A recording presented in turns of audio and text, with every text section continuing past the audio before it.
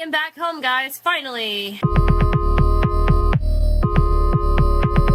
When we first got back inside, oh my god, was it hot in here. Oh my god. The fans have been going for a few hours, so yeah, we're better now, kinda. Yeah. Guess I'm wearing the fucking broken headphones. That fucking broke while I was fucking playing Fierce Fathom. Oh god. This is gonna bother me the entire fucking time. Jesus Christ. Anyways. So, I'm gonna keep watching the fucking Chris Chan videos, so I watched only 2 while I was in California, so I'm not sure, I like typing. I shorter nails, I think it's easier. Even though I could type with long nails. Done it before. Oh, I already finished part 9, never mind. Okay. Now let's watch part 10, and I'm gonna get all the videos that I've done, and then just, like, take it from there. It's gonna take a while for me to actually finish the series, because it just keeps going. There's 88. Hold on. Let me see if that's, like, starting to oh, no, that's not the shit there. Okay, so there's 85 episodes right now. God. Fucking hell. Following video contains audio recordings of actual emotional abuse, which some viewers may find disturbing. If you're triggered by, like, any form of abuse, like, in any form, I suggest you maybe click off this video. Because, like, this whole fucking thing it just involves abuse in many forms, actually. So it's like, I suggest you don't watch anything about Chris Chan if you are affected by that kind of stuff. Because, like, this whole story can be triggering to some. It's been a little triggering to me, I'm gonna be honest. Not because of the abuse, but also, well, maybe because of, like, the abuse towards, like, autistic individuals. I've been through shit like that before. It's terrible. It sucks ass. And, you know, I've been through shit like that before. Not necessarily abuse, well, but yeah, at the very least, the mistreatment and, like, the neglect. Not by my parents, but, like, you know, by the school system and stuff. Because Clark County is so shit. Nevada is literally number 49 out of 50 when it comes to ranking state districts. Yeah, Nevada's pretty bad with everything. So, yeah. We're pretty fucking stupid. I hope you know that. I probably should have said this in my, like, when I was reacting to the very first episode. So if you've made it this far already, then shit. If you didn't have any trauma before this video, well, you do now. So, it's too late to back down now. So, yeah. Alright, let's begin. Not ready, okay. And this is the one that's connected to the fucking, okay, wow. Dude, this fucking intro is, like, it's just crazy, honestly. This is better than a lot of Netflix stuff that I've seen. I will go as far as to say it's better than the Dahmer shit. I mean, really anything's better than the Dahmer series. I refuse to fucking watch that. It's just terrible, I'm sorry. It was a very real, like, crime series, pretty much. He was a very real serial killer, and there were very real victims that were, and families that were affected by Jeffrey Dahmer's, what he did. And the series pretty much dramatizes that, and I don't think I can support that. I think that's weird. Anyways, this is not about Jeffrey Dahmer, this one's about Chris Chan. Okay. I just want to rant about why I never watched the Jeffrey Dahmer series, and I fucking don't plan on it. Also, I feel for Evan Peters. Like, he's like, why can't I just play a normal guy? Like, he's played that weirdo in American Horror Story Season 1. Tate, I think that's what his name is. Gee, yeah, no, he's a psychopath in that show. Jesus Christ. Fuck. He was a school shooter. He put on the leather suit, the entire fucking full body leather suit that was in, like, an attic. Made Vivian, the wife, like, the mother, think that it was her husband that was fucking her in that suit, but really it was Tate the whole time, which was pretty gross, actually. So he's the father of her new child. Pretty fucked up. If you've never seen Murder House, sorry. I kind of just spoiled a little bit of stuff for you, but whatever. I haven't seen the full season yet. I'm only, like, halfway there. I haven't had the time to watch it. Let's watch this. I just want to talk a little bit about that. I want to watch the one with Lady Gaga in it. I think that's the hotel. The fact that I made it this far, it's not even halfway through. On February 24th, 2009, oh, yeah, Christian spent his 27th birthday attending his Aunt Karina's funeral. Later in the day, Clyde Cash sent him a troubling email. We're sending Julie off to China in 9 hours. You have failed me yet again, Chris Chan. God. To which Chris replied, I've not failed you, sir. As a matter of fact, I'm coming to Cleveland tomorrow. I am preparing for my journey. My mind is set, and I have the support of God, my relatives, and my friends. So quit trying to scare me, because it is not working. Tomorrow morning, I am coming to Cleveland, Ohio for Julie. No, I'll go buy the fanciest chocolate I can as promised. I totally forgot about Clyde talking about chocolate, holy shit. The following day, he had a Skype chat with Sarah May, who was still alive and well. He expressed his grief concerning his aunt, and claimed that God and Jesus and the spirits of Aunt Karina and other past Chandlers voiced their support for his upcoming trip to Cleveland at 5:30. I'm not informing my... Wait, what? What did your aunt say? Make the trip and go to Julie, they all said. Really? And I'm not informing my mother and father until the last minute with a note and photocopy my printed directions and a portion of my blah blah blah. There's a MapQuest directions. Confidentially, I have about $45 in my bank, 16 in my wallet. My phone will be fully charged. Wait, $45 in your bank? I'm pretty sure that's not enough. Well, but then again, this is pre-stimulus check, so you don't know. This is like pre-inflation, so I don't know. I even got a scare tactic from Clyde. He said we're shipping Julie to China in 10 hours. I mean, how are they going to do that, realistically speaking? They're clearly just edgy teenagers. How are they going to ship someone to China? You have disappointed me. We're shipping Julie to China in 10 hours. You have disappointed me. But I know he's just testing. I replied with my fact that tomorrow morning I'm leaving for Cleveland to meet Julie and bring her back with me. Does Julie know? Not yet. I've been plotting the past few days. I would have gone this morning, but I needed part 2 of my birthday bucks. For his upcoming trip to Cleveland. Enough full tanking gas. Okay, wow. The next morning at 5:30 a.m., Christian embarked on his trip to Ohio. He departed without informing his parents, but left a note detailing his intentions, along with a map of his route for them to discover. When they did, they called the police and attempted to report Chris as a missing person. This was in fact the first time he had driven more than... I like how like part of it's censored, but it's like the last part of Virginia ended up being censored, so it just says Virgin on it. I don't think Gino did that on purpose, but I just think it's really funny. I don't know why. You can't be the only one that noticed that. Driving, Christian locked himself out of his car, requiring assistance from the American Automobile Association. Oh, fuck, dude. He made a stop at a Sonic. Get a piece of floss and just... and bought himself a hamburger and a lemon berry slushie. Nice. He also bought $11 Might worth of gas from Sheetz. They're shipping Julie in 10 hours. He made another stop just outside of Cleveland to call his parents. When he finally got to the address he was given, it turned out to be an old, run-down red house occupied by an elderly woman who had no knowledge of a Max or Julie. After the encounter, he turned around and made his return trip back to Ruckersville, finally arriving back home at 3 a.m. He later chatted with BlueSpike, who was posing as Max, and told him about his ordeal, admitting that he enjoyed it. I traveled an 800+ mile round trip to Cleveland, Ohio, only to find out the address you gave me led me to a rundown old something woman residing in it, but not you nor Julie. No one in that neighborhood even heard of you two, so explain yourself, mister. I'm waiting.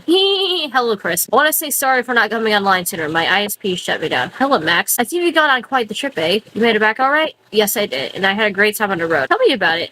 First, you explain yourself to me. Nuh-uh. I don't think that's how things go, mister. Oh, how do things go? Tell me how it was on the road. Also, Chris, you didn't go. I didn't see you there. I give you the right address, bro. Yeah, he literally said what place was. Bet you didn't even drive there. You gave him the right address. Then why? You literally explained what the place was. Oh, okay, he gave him receipts. Okay. It was pleasant, very little rain, few clouds. Gave me some time to reflect on myself away from home. I crossed into Maryland, Pennsylvania, then Ohio. Christopher sent file. Trip to Ohio receipts JPEG. Okay. JPG. Around the end of February, a troll produced a postcard featuring a still image from the For Julie's Eyes Only video and sent it to Christian's home address, where it was seen by his father. Oh, As Jesus a result, Christ! Bob took away Chris's video recording equipment. He could have done that sooner. He could have done that a little seized sooner. control of his Yahoo and PSN accounts, as well as the Sonichu and Rosechu website. He called Max on Skype, begging him to give his accounts back to him. Even though only an audio recording exists, it can be determined that Christian was broadcasting video to BlueSpike via his webcam. Look, quit messing around. Oh, Jesus Christ. Julie, this brother found out how I could get my PSN account and my Yahoo account back. Made me have to make a choice, you or my PSN and my Yahoo account. Yeah, so you. Max resists and states that he doesn't want to give back Chris's Yahoo and PSN accounts. What? Max! No!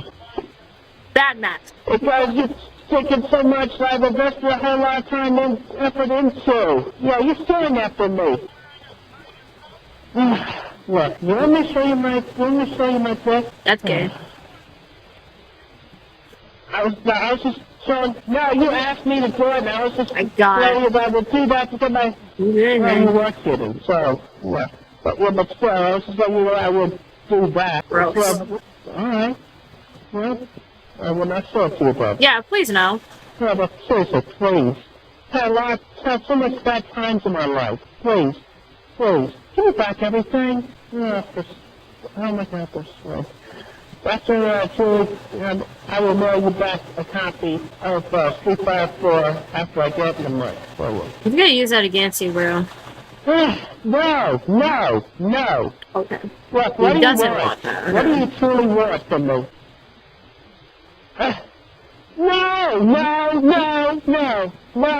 No. Stop it. Max, you stop it right now, you bastard! Stop it! You stop it right now! You're really making me angry! Listen, Oh, so you can't change everything to go back to the way it was. I doubt that. Look, I want Julie and I want my stuff safe and sound. I want Julie. Yeah, love is my first priority, but then I want my stuff back. You're making me so angry! You fucking suck so hard! Yeah. You do not put it on eBay! I lost saucy.net that way! Now I'm not gonna lose my PSN account this way! No. I'm calming down. Huh? I want Julie. eBay? I want Julie. Yes. Feel like I'm gonna cry.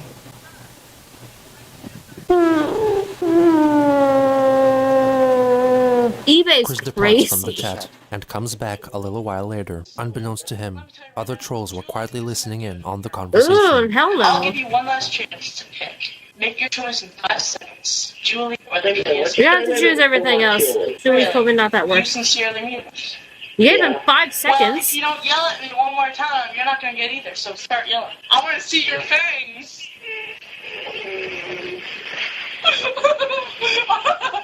Are you constipated? What a loser. I think you're constipated. That is you, who is also full of shit. You're not mad, you pathetic wimp. You disgust me. You wanted me to get angry, I got angry. That's not angry. You're a pussy. That's not angry. You're not gonna get your PSN if you act like that. No. Hate to say it, but Max, you don't sound any better. You sound like a pussy too. I want to be so real. Jeez, fucking No, it's fake not ass on anime eBay. villains. No. Swear to Yes. God. eBay. No. Okay, Max is trying to get him pissed off Why enough. should I stop? Stop. Why? Julie. You're getting Julie already. Why do you need the PSN? No. Hey Chris, something that will help you get the PSN. Say something for me. Okay. Say that I'm a homo. You're gonna have No, to say say, it loud and proud and do pelvic thrusts. what the fuck? Oh, that's how you get the PSN. I'm a homo! There we go. eBay. I picked Julie. Give me back. I picked the right choice. No, you picked Julie. That doesn't mean you're gonna get the PSN if you pick Julie. No, stop. Just listen to me. How should I label this? Oh, $1,000 worth PSN. Stop. By Max Mobile. You take it. Just leave it on everything, please. Buy it on eBay there. Here, I'll give you the PSN if you can do one thing. All right. Suck my dick. How can I do What How dick? can I do yours when you're all the way over there? I'll go all the way to Virginia. Will you do it? Will you suck a dick? No, wait, even Gross. better. No, I want you to go to the game place, apologize to the manager, and suck his dick. I want you to record it and put it on YouTube. That's not gonna work. That's a little. Please, don't be such a meanie. I mean, that's a little unrealistic. Fuck you! Suck your manager's dick. Who's his manager? Listen. Listen to what? Suck his own You're dick? a great being. You are a humble person, please. I'm only a lonely servant among your What? trestle. What? I only ask for your sister's true love and honesty. Shut up, Max. Shut up! You can have my sister. You just can't have the PSN. I'll put yourself in your mercy here, please. Just leave it off of eBay. Alright, do a dance. Do a dance for me. Dance, you fucking mock. Alright, stop. Stop, right now. No, sit like that like a Jesus. bitch. You speak like a bitch.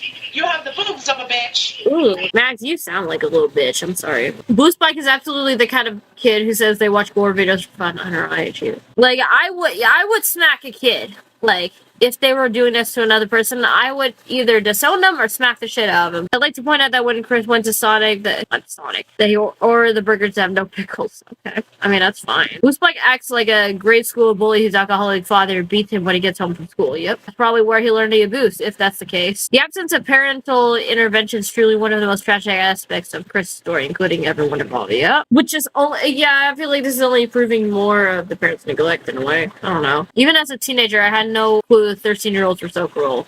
I've been around some cruel 13-year-olds as a 13-year-old that I was myself. The most shocking part of this documentary was Chris only paying $2.50 for a hamburger and a slushie. I know, right? I love how Blue Spike genuinely can't fathom that he sounds like a girl and ridicules Chris for believing he was actually Julie when I thought it was a girl too. I know. Oh, he kind of does sound like. The irony of these guys telling Chris to get a life is debilitating. I think it's very ironic. Okay, let's watch more. And you look like a bitch. I bet you don't even have a dick down there. You are a bitch. Got a big old set of ovaries. No, don't. Okay.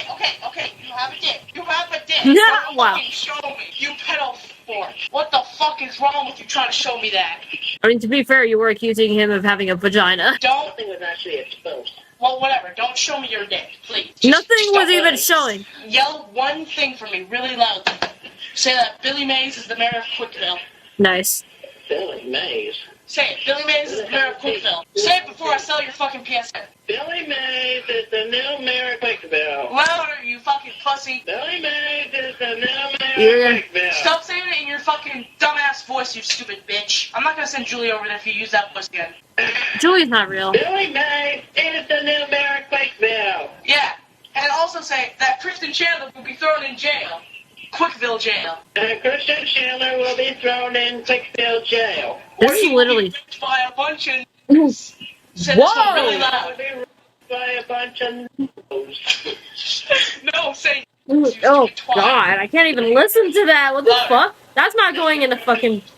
Louder. Don't. No. No. Shut up. You ruined that fucking show. Max tries to convince Chris to ejaculate onto his Sonichu medallion and set it on fire. I'd rather just burn it, please. No, you have to masturbate on it, then burn it. I can't. What is wrong with it? When I'm A fucking 13-year-old motherfucker. Bro, I'd smack the shit out of a 13-year-old if they were fucking making someone say that shit. That's a 13-year-old bullying a fucking, like, 26-year-old at that damn point. What the fuck? I'm under a lot of stress. Yeah. Now you have an alternative. Either burn it or shove it up your butt. Okay, just burn it. Shove it up my butt. You're gonna shove it up your butt. Alright, shove I it want up. to shove it up my butt, but I have to divide it. Fine.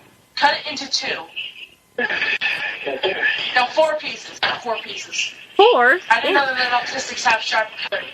How Ugh. does it feel, Chris, to be destroying something you worked so hard on? How does it feel? Tell me. Heart. Cold. Cold? Heartless. Oh, me? I'm heartless? Yeah. No, just act plain heartless. Max is acting guilty there. You heard that, right? Yep. Like, oh, you're calling me heartless? Bro, no, he didn't say that. He didn't say that, Max. You're acting guilty there. You can call me heartless if you want. You can call me any word. Even the N-word, yep. And make sure you take pictures for prosperity. No problem. There's a camera on. Oh, God, you're recording it and showing it live. Really? I'm pretty sure that's what you want him to do. That is awesome. Hey, Chris, while you shove it up your ass, scream. Zap him to the extreme, okay? Or I won't send Julie over, okay? Max literally has Julie's voice. It's a fact, my child. Chris, are you really gonna do this? Seriously? You want him Yeah. to. Oh, God damn it. Oh, I see brown stains. Did you crap your pants, really? I mean, Yeah. I don't blame him. I mean, with the situation he's in right now, I wouldn't blame him. Fuck, damn. Put it in there. I can't really say much right now. Just hurry up, please. Just don't make me watch this for too long, please. You suggested that he did. Come on, more. You didn't say, oh, I can't watch this anymore. You're the one who suggested he shove it up his ass. More, as far as you possibly can. More, No. until I can't see it. More, shove it up, up. Like your ego, Max? Girl. More! Ew. Oh, I can't wait to see how brown it is when you take it out. Ew. Chris, is your hand stuck? I'm tired.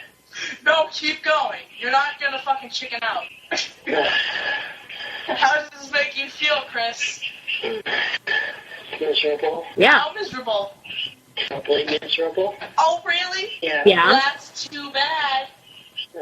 You miserable pile of dick. What? Oh God, more. Shove it until I can't see it. Oh God, poor Sash is gonna Boost like no more.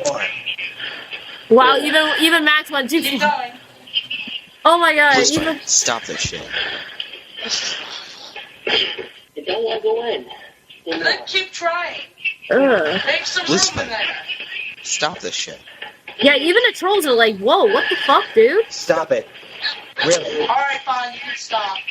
Stop. Yeah, sure. Don't take them out, though. I want them to be in there the whole rest of the time I talk. No. Blue, tell me to take it out. Damn it, Blue Spike. God Yes. damn.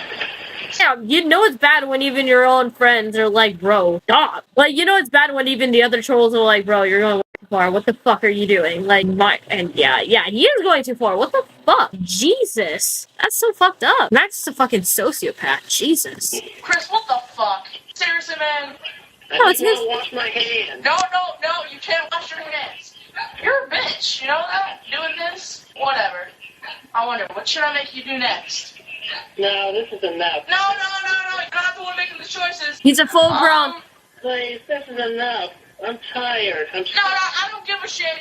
I don't give a shit if you feel tired. You're not the one calling the shots, you fucking prick. So shut up and do what I tell you. Chris, I think you should just hang up. You know what? Nothing's worth it at that point. I have a good idea. Burn your house down. Bro! God No, damn it, you I'm not gonna idiot. burn my house down. Then the PSN is going on I eBay. wouldn't- And the money is going to I ED. wouldn't have- If I burn my house down, then she won't have a place to come to. You have a point. See?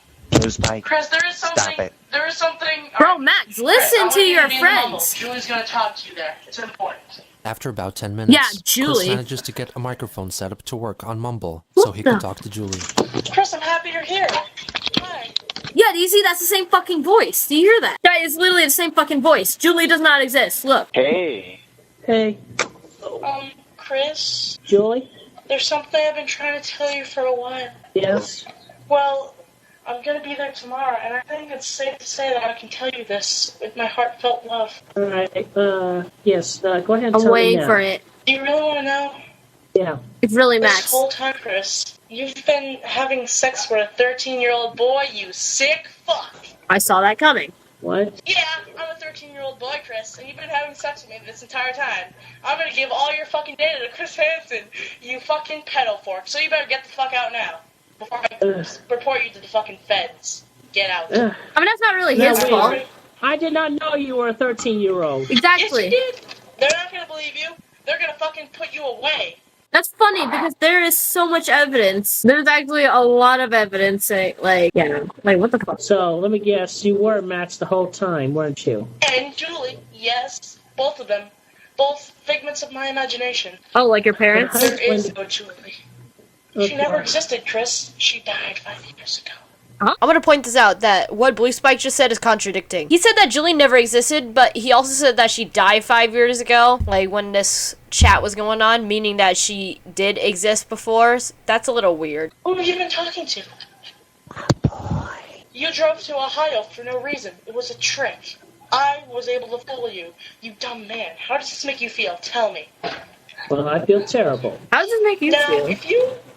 if you really want your self-dignity, if you truly want your self-dignity to be remained, then you will send me that video of you shoving that medallion up Jesus your anus. Christ. Or I will tell everyone what you've been doing. And You're all just, the gonna, fans. you're just gonna fucking post the video of him shoving the medallion up his ass. You're just gonna post that literally everywhere, like, just to fucking bully him more. Will believe that you are a pedophile. Okay, see, the thing is, I was lying, so I hope you've been recording on your end, because I wasn't recording on my end. Well, I'm sorry then, because this is going out to everyone.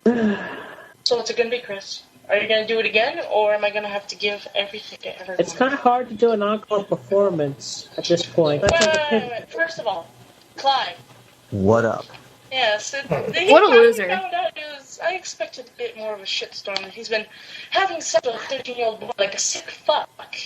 Whatever. Look, Chris, man, on that trip to Ohio, you had a cell phone. We were calling you, trying to, No, I weren't. Shut give up. directions. Because, Chris, let me tell you, there was a Julie. There truly is a Julie. But Yeah, there is. there was. But she died. It's fucked up. Yeah, Yeah. died. She's real. She's actually in Ohio, but Let me tell you something, Chris. About the wildfires I told you about.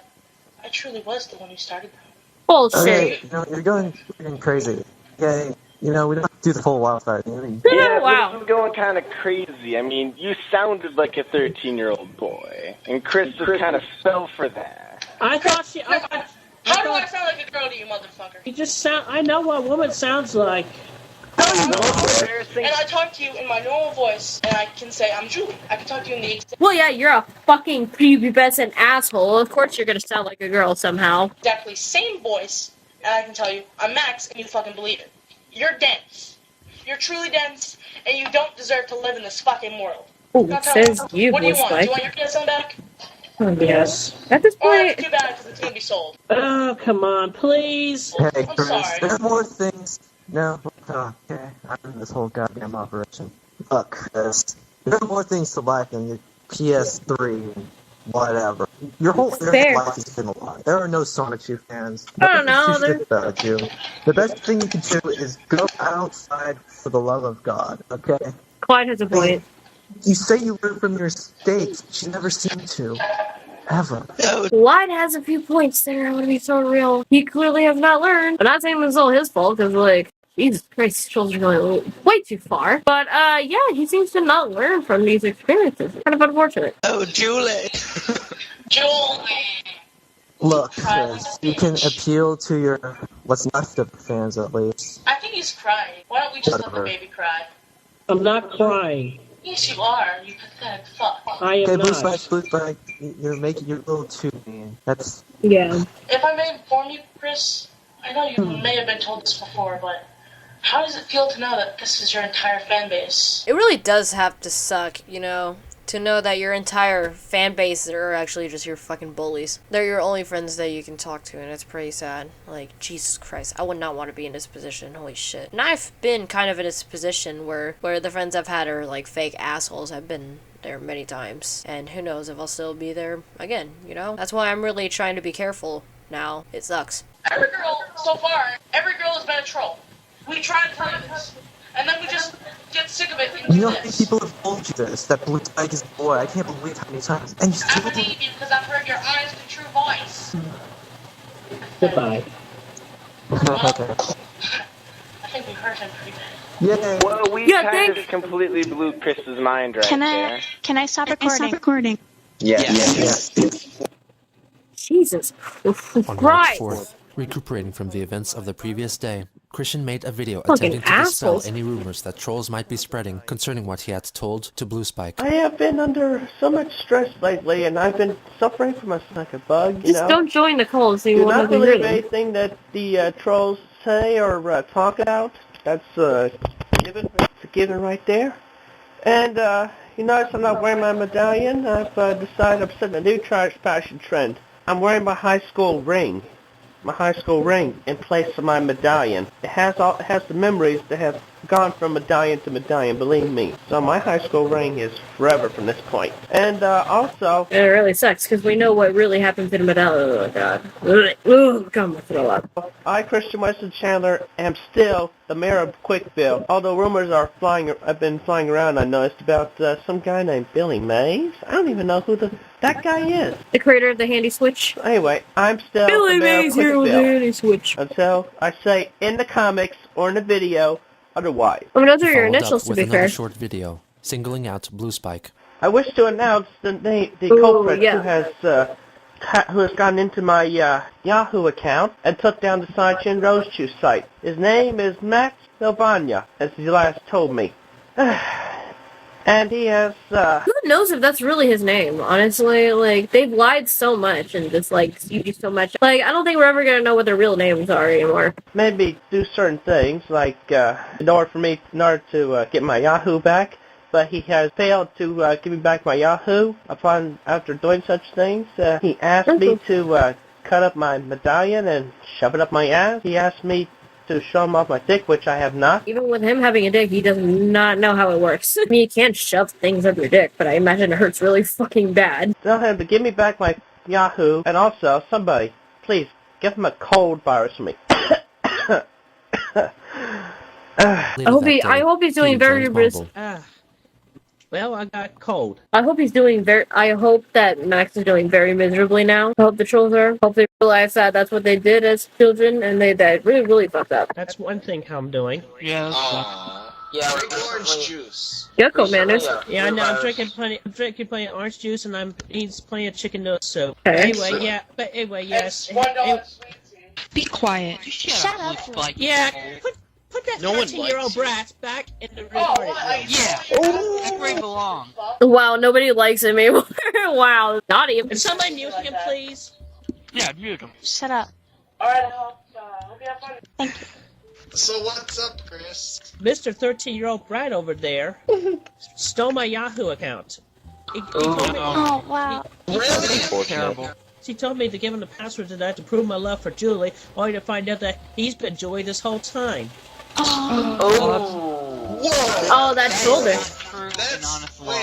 That's so horrible. He remained on Mumble for a while longer, expressing his disdain for Blue Spike and Billy Mays. And there's a troll there. Afterwards, Chris engaged in a chat with Sarah May, letting her know that he reported his PSN account as compromised to Sony, who then in turn denied Blue Spike any access to it. She told him that she broke up with her boyfriend, and Christian responded by letting her know that she was welcome to stay over at his house. She took offense to this, so Christian blamed his cold for his lack of tact. Sarah then scolded Chris for always defaulting to autism as his go-to excuse for his flaws. After receiving her flurry of criticisms, he tried to leave the conversation, but Sarah ordered him to stay. She continued to condemn him for his sexual deviance, shallowness, and accused him of not being truly autistic, but rather someone who does not want to accept adult responsibilities. My God. She questioned him about female anatomy, revealing that his knowledge of the location of a vagina was based on his experiences with sex dolls. Sarah May convinced him that she had gotten hold of his Yahoo account, and in exchange for its safe return, she ordered Chris to draw either Sonichu having sex with another male Sonichu, or a female Rosechu with a penis, in any sexual scenario. Okay, Sarah May is obviously a troll too, because like, why does it seem so similar to what Blue Spike was doing earlier? Of Sylvana Rosechu pleasuring herself with her penis. Sarah rejected her drawing, for it was already established in the comics that she possessed hermaphroditic properties. She asked again for a depiction of a Rosechu in an unnatural way. Chris returned with a drawing of Rosechu anally penetrating Sonichu. Oh my God! However, Christian made it clear that she was in fact equipped with a strap-on that matched the exact color of her skin.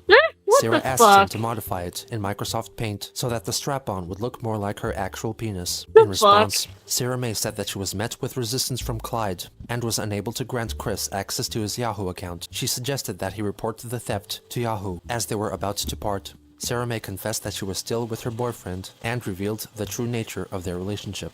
Met him in a chat room of people trolling you, and I'm a troll too. I've been this entire time. I fucking knew that. Because you're absolutely fucking disgusting. As if you're any better. You're on the fucking internet, like bullying a 20-year-old autistic man. And you know the best part? The trolling men were in true love. The only thing you wanted were happy because of your misery. That's fucking lame, actually. You guys are fucking losers. Like, oh, you're happy because of someone else's misery. Do you know how much of a fucking loser you gotta be? Like, do that? Like, Jesus Christ. Isn't that funny? Goodbye, Chris. It's been fun. Last words of advice? No more internet love. I tell you this because I care. Do you? Go after real girls in real life. Bring your sign back so they know exactly what you want. Girls like us so they can't be led on, etc. And most importantly, keep your website updated. We don't want another Ryan Cash incident, which was actually real. Update your comments regularly, or Clyde says he'll be back. Otherwise, what fans you have left? They'll be leaving, Chris. Careful where you tread. Good luck with I met him in the chat room of people trolling you, and I'm a troll too. Yep. I have been this entire time. I just read that. I have never loved you, because you're absolutely f***ing disgusting. And you know the That's best so part? stupid. The troll I met, we're in true love. The only thing you wanted. Is it your And brother? we're happy because of your misery. Isn't that funny? Goodbye, Chris. It's been fun. Last words of advice. No more internet love. I tell you this because I care. Jesus. Go after real girls in real life. Bring your sign back so I they don't know think that's gonna exactly work. what you want. Girls like that so they can't be led on, etc. Could And be most so importantly, traumatizing. keep your website updated. We don't want another Ryan Cash incident, which was actually real. Update your comics regularly, or Clyde says he'll be back. Jesus Otherwise, Christ, what not fix fans up you for have Clyde. left, they'll be leaving, Chris. Be careful where you tread. The next day, Well, still geez. under the influence of influenza, he took part in a mumble chat for the last time. How have you been? Sick. I've been having a sinus infection. Well, it is winter, so... What did you say your temperature was? Last time I checked today it was 96.8. This seems normal. Not bad, not bad. Look, Maybe so, that's like how have you slightly been low, but feeling not this too after bad. sentence? Fair. Okay? Look, I'm trying to get my website back up. I'm just having troubles between the fact that my account was deactivated for a time, then I'm waiting for it to be reactivated from the people at Yahoo. That's gonna be real I hard to talked to do. them on the phone, so I know all about this, so what do you want, Clyde? I'm trying to tell you that the people at Virginia Mental Health, they've been trying to take you away. They're lying. Well, I got news for you. My family is going to defend me, and I am not going to go into any institution. I don't know, your so family you is- can just back off. No, I'm trying to warn you. Look on your latest video. You're talking about being a fictional mayor of a fictional town known as Quickville. This is why they're after you. Well, if they dare to come after me, they'll come after me in person. And until then, I'm That's not so going to brag fucking about weird. it. It'll be too late by then. Jack What? Thaddeus tells Chris about Sonichu, the animated series, a serial cartoon on YouTube created by Spaz Kid, the stories of which are parodies based on real Ooh. events from Christian's life and those seen in the comics. Ooh. Clyde And her informs name is Chris Spaz that he Kid? She's- murdered Blue Spike as an act of vengeance. Happy birthday. I killed him. You wanted it, right? Well, I did not say kill him. for You God's said sake. get him. I figured as much. And I didn't like him anyway, so happy birthday. That's sad. Yeah, you have to be careful with how you word those things. Chris continues just to said lament get him, about not his like struggles straight up concerning kill the him. restoration of his website. Look, let me do Not this even work you know what and, words I'll are, come on shit. to mumble another time. Not even you guys have a unless, very good Clyde had vocabulary, something else clearly. Clyde to say as another reason why he dragged me away from my work. Again, the website. What work? Christ, man. I'm trying to get the website back up. That's not work. Nobody cares about your goddamn website, okay? Why don't you go back outside? Why don't you go back outside to the real world? That's what I've been trying to do. Well, I'm When's going the to be last going. time you went outside? Well, I got news for you, Clyde. I'm going to be going back out there and actually find myself a woman locally after I get over this virus. Face it, Chris, you're never going to find that woman. Oh, yes, I will. How? I'm going to be very social and civil about it. Goodbye. No, you're not.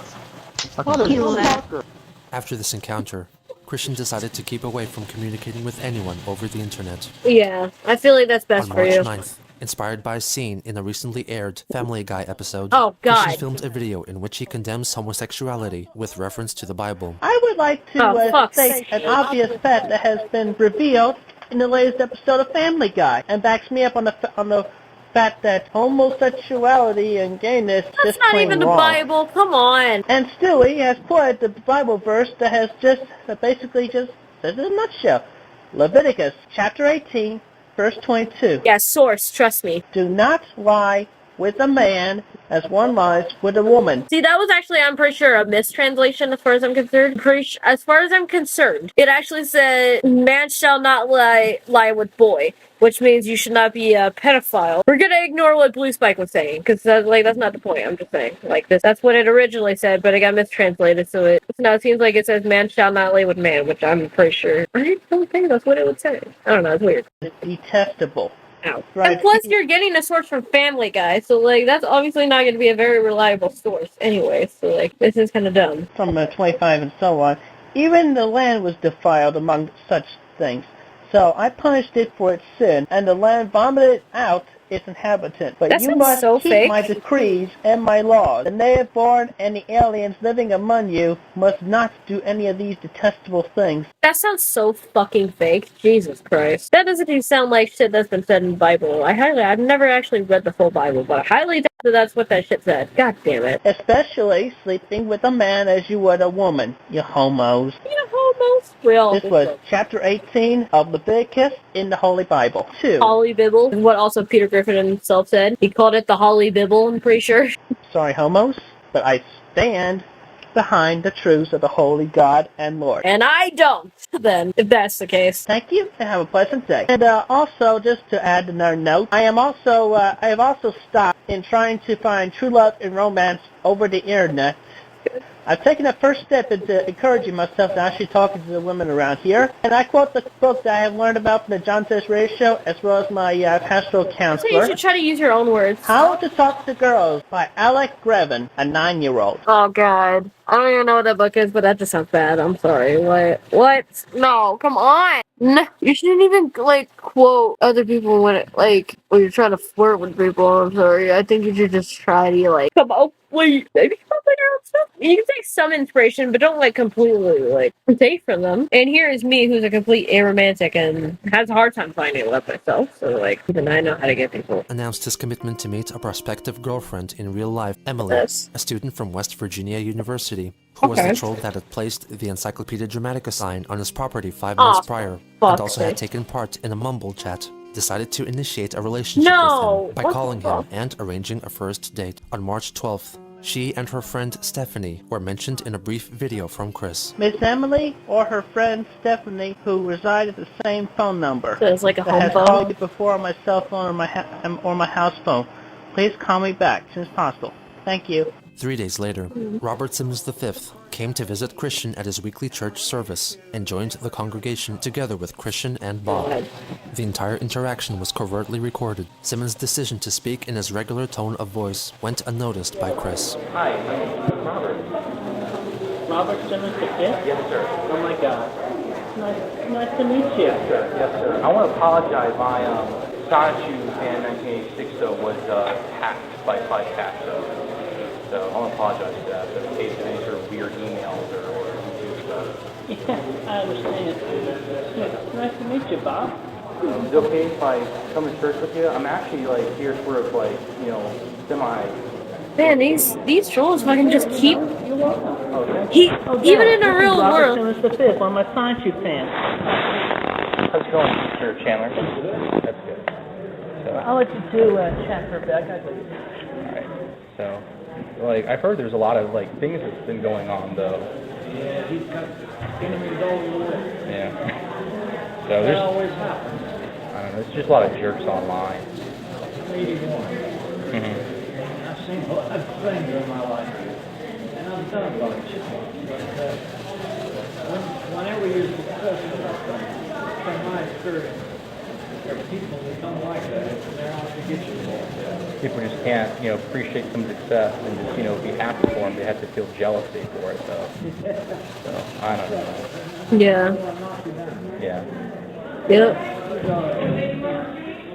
not functioning autistic, but he's come a long way. Period. I can remember he couldn't talk when he was sick. Really? And we were working with him. We didn't know what was wrong with him. They didn't even have a diagnosis.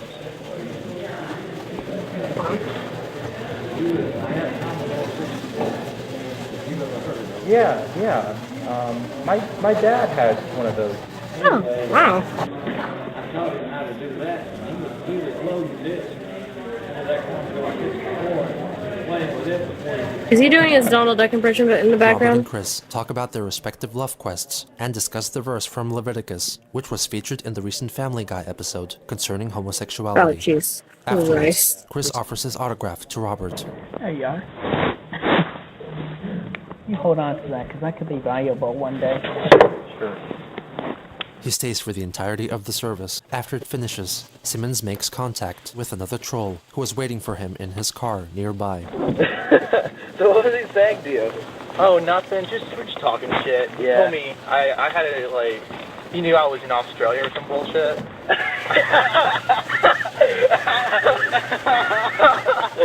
Pretty badass, huh? Yeah. I think you'll recognize me when I steal this girl, when I steal this date. Maybe you should get makeup or something, green makeup. I don't really give a fuck. I do. Fuck, man. I want them to hate me. Jesus Christ. It's so fucked up because, like, the trolls are telling him, like, go out in the real world. Yeah, nothing will happen then. God damn it. You just can't escape from them. It's actually really depressing. What the fuck? Well, I don't think you'll connect me and That's you. scary. Okay. Well, maybe, that would explain, like, your spying on us. That would explain, like, the recordings and shit, Yeah. You better have this shit where I'm not saying shit, it's always like, it's only good shit. No. Oh, God. I don't want Clyde to have this shit image, because he seemed like such a nice guy, dude. Aww. What's so funny, what's so interesting I find, Bob, the lumberjack is badass, so he's a really pleasant guy, though. Yeah. The only problem I feel sorry for is he's trying to justify, like, Chris and shit. Like, apparently, like back when he was 6, he couldn't even talk. Yeah? And, he's fucking autistic. Right. Got the mute button on him. That's what he says. Well, yeah, anyways, other than the traffic being really shitty, by the way, everybody, it's still all on recording. Anyways, hopefully this will maybe provide some entertainment for people. I don't know. But anyways, so, alright, what the hell am I saying? Oh, yeah, so, God damn. That dude, saying like, what the hell is that guy, wearing a fucking Hardy's jacket? That guy looks really fucking sketchy as hell. I go, Mr. Chandler? He goes, you didn't know me for a second. I'm Robert Simmons Fitz. And he knew me. It's like, and he still thinks I'm awesome. Like, yeah, I'm so happy. Oh, yeah. I'm so happy I didn't have to do like, Mr. Chandler! So happy. I guess you can contribute to being really nervous online or something like that, but no, seriously, I actually... Yeah, because that's all you fucking do. People might be pissed when they're hearing this shit, because, like, I actually talked more to Bob, because he was interesting as fuck, though, and, like, telling me about, like, the Commodore 64, and how apparently, like, before fucking Chris could speak, he was playing video games, though.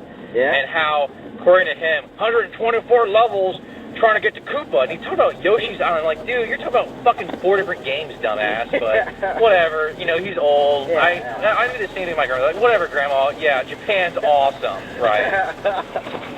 I hate that laugh. It's still going, an hour and 47. Here you go. Bitch.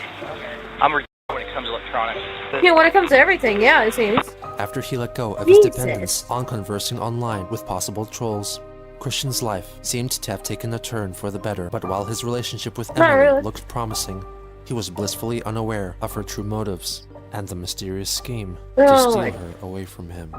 Jesus Christ, that's really fucked up. That is like, there's really nothing funny about this anymore. Like, this has just been straight up depressing. Jesus. As someone with an autistic sibling, Blue Spike's behavior really hit home. My brother had a guy from school who would follow him home in his car and throw trash at him. I'm not saying this justifies any of Chris' future behavior, but damn, people can be cruel. You can hear in Clyde's voice that even he is shocked and appalled at what he's just been a witness to. He sounds so downright and right after the whole thing. This is the episode where it goes from intense trolling to inhuman emotional abuse of a disabled person. Maybe in the last episode it was getting there, but with Blue Spike, it tops it off. Yep, sounds right. It really is fucking disturbing, Jesus. I'm not surprised this is what it looks like, Jesus. So apparently that orange man was actually a guy called Lee Hottie on MySpace, and he's been made fun of a lot even before the Chris Chan stuff happened, so like... Not only was Chris Chan obviously fooled by that, but it appears I was as well. I think it's really funny, though. God, he looks disgusting. Jesus, he looks like, oh my god. He looks like Trump if he went in an emo phase, I swear to God. His head is in fucking orange. Hold on, when does he say that? Yeah, that's really funny. He reminds me of this bitch. I don't know why, but he does. Damn, you two look like you could be related. Why is he darker than me? I'm like 3/4 Filipino. At least I don't swim in shit as a tan. What the fuck? I think I do remember that. At least my head's not fucking orange. Yes, you said it, okay. Okay, that's actually really fucking funny. At least my head's not fucking orange. I don't know why that's so funny, but it is. I love it. I wonder when that appears in the comprehensive history. Oh, God. Donald Trump, huh? The fact there was an actual female among the trolls you can hear when Chris leaves Mumble is mind-boggling. The fact they let a 13-year-old boy make him do that and have phone sex with him rather than having the adult female troll is even more mind-boggling. I think that's really fucking weird. It is a red flag that there is an adult woman seemingly guiding / grooming teenage boys and escalating their bullying of a disabled man. Yep, sounds alright. Pretty badass, right? Last time I checked, bullying a disabled guy and his pensioner parents was probably the opposite of badass. Oh yeah, this is what I said earlier. Gino puts a sensor blur over Chris's driving license to hide personal details. Also, Gino makes the sensor blur perfectly square and large enough to cover the IA in Virginia. That's what I pointed out earlier. Ooh, okay, this comment is actually interesting. Aftermath. Years after the incident, Blue Spike wrote on Kiwi Farms, actually. Sorry, my bad. There's been tons of things in my life I've regretted and hated doing later on. All the stuff from 10 years ago was one of them. I've moved past everything that happened those many years ago, and obviously I'm a different person now. It wasn't funny, and was a very, very a log thing to do. Nothing much else I can say. Also, on August 28, 2017, someone asked him if he would do something like this again, to which he replied, probably not. If I would, I'd try to do something more similar to Liquid Quest, not try to ruin his life and just have fun with him. Yeah. The group turning on Blue Spike and telling him to shut up and then muting him was the one moment in this episode where I felt the tiniest bit of relief. Same here, like, Jesus Christ. I feel like Clyde, in his unfucked up way, was actually trying to break Chris out of his habits and push him to grow, because his father Bob and his mother were doing fuck all to help with that. Blue Spike was a horrific child that shouldn't have been brought along with us. Yeah, I completely agree with that. That's pretty interesting. I like that Clyde tries to turn everything into a life lesson, but the entire situation is devoid of light. The fact that the rest of the miscreants felt that Blue Spike crossed the line really says a lot. They were assholes, but they had some level of restraint, and even they had to apologize for what that little shit did to Chris. Chris is a terrible person, but even he never deserved what Blue Spike pulled. Yep. It's the fact that even after everything has been revealed, he still goes back to them. They're his only friends. After all they put him through, they're still his only friends. Pretty depressing when you think about that, too. Yeah, that's the thing here. They are the only people talking to him. The form of extreme abusive relationship. They get their messed up entertainment from him. He gets his supply of fantasies from them. Insanity all over the place. Pretty fucked up. I get that Bob and Barb were not good parents and pretty decrepit, but it always baffles me how they, or really at least Bob, didn't intervene in the seemingly hundreds of times that Chris was screaming at the top of his lungs during a mumble chat or YouTube video. Bob did go into Chris's room that one time when the trolls called the house and he cut down the internet. So how on earth did he not do it at least a couple other times? He only had 3 of them in there, and even though Bob was super old, I refuse to believe that he just didn't hear it all the time. I know, it is weird. Barb didn't care, and Bob just wanted to die at that point, so neither of them cared enough. They had both completely checked out of the situation. Yeah, neither of them just give a fuck anymore. So far, that was actually the most painful to watch. I'm gonna be honest. Jesus Christ. Like, even back then, a 13-year-old was capable of such fucking cruelty and abuse. Like, holy shit. Damn, what the fuck? Not that I was an asshole when I was 13. Jesus Christ. No, I feel way better about myself now, because holy fuck, that was awful. More Chris Chan. This will be fun. I'm just gonna straight up skip the intro from now on. 16th.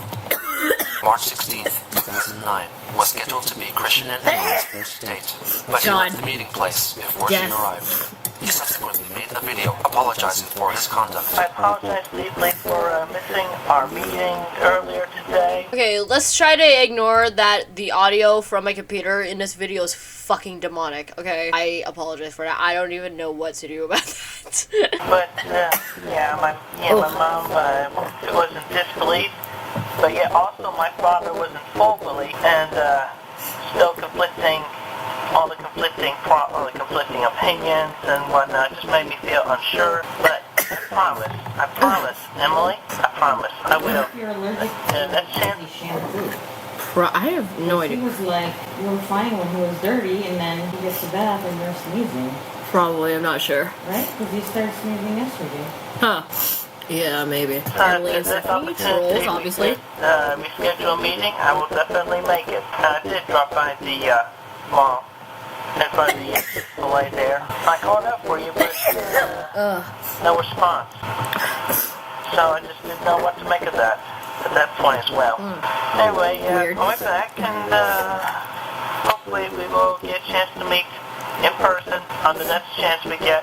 And I just won't inform my mother about it. They planned to meet again on the 19th. Interesting.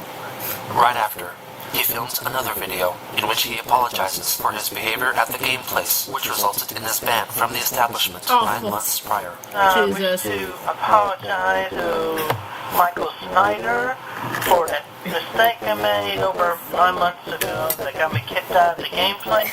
I missed my Friday nights over there, and I wish to come back. He's apologizing and somehow. Also, in addition to that, y'all are the only place in town that has iJudgment cards. So, call me and let me know if I can come back, and also resume my responsibilities as a Pokemon League. Definitely, that's a big input there, big one. Alright, take care.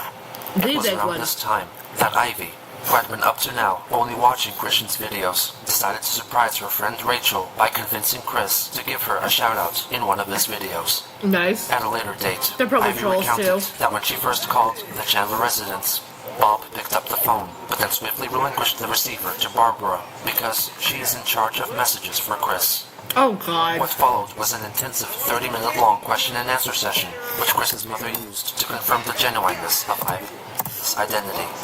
Interesting. About time they tried to do that. Shit. That was good tiramisu. Yummy. Satisfied with her answers, Barb handed the phone over to Chris. Ivy eventually convinced him to grant her the shoutouts, which was featured in a video released on the 18th that mostly focused on Chris's plans to participate in an upcoming Eye of Judgment card game tournament. So, okay. Warming up for the High Judgment tournament, which Oh, is he welcoming back into gameplays? Because he apologized to them? I am I don't know. one of the 100 winners to get that free promo I card. feel like it'd be a little too easy, but you know. More lovely version of Eden the Persecuted. Forget one of those. Anyway, Okay. And also, I would like to give a shout out to Ivy and her friend Rachel, Cossaholic Defender, and a college here in the United States of America. As he mispronounced Ivy's name, she called him again and asked him to refilm the shoutout. After profusely apologizing for it, Ocean agreed to do another take and admitted that if things didn't work out with Emily, he would consider Ivy as his sweetheart. On March 19th, Emily prepared to go on a date with Chris in Charlottesville Fashion Square. She was accompanied by 3 other trolls, one of whom will be referred to herein as the Pickle Man, was the one who accompanied Robert Simmons V on his recent church visit. Emily's friend, referred to as Cam Girl, was in charge of covertly capturing videographic evidence of the event. Oh my god. And Frosty supervised the technological aspects of the operation. He's probably a The entire event was recorded by an audio capturing device on Emily's person. Oh, good. Okay. Yeah. Gotta be fucking tight. Get tight. Something popped out when we were walking over. We're like, say it to my virus. Because of this risky wheel. Okay, I think it's like way too close. It's gonna be like, get my camera in the way. What? Oh my god. Are you ready? Yeah, I'm ready. It's gonna be my best acting moment ever. Why would it? Okay, that's... Because she's like, this would be my best acting moment ever. But then as you watch the clip, she's so shit at acting. I'm sorry. Okay, so they weren't... Okay. So they weren't actually, like, right by her? Okay. Still fucking weird. Yeah, Emily. Nice to meet you. Emily's my father's brother. Hello. He had to bring his dad. Oh, right. Because he was required to bring his parents when he went to the mall. Okay. Yeah, I thought you might like it. Yeah, hey, but you mind working with me together? Sure. What do you think? I'm doing journalism.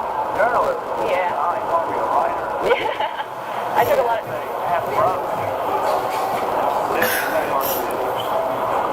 Freelance writing. Does he love it? Yeah. Haven't talked to him in years. Yeah. I'm an agent. He's trying to get the camera to work to take pictures. Bob continues to discuss his work history with Emily. Hey, you listen to my father because he's something. I get some of my intelligence from him. Yeah. Especially my technological intelligence.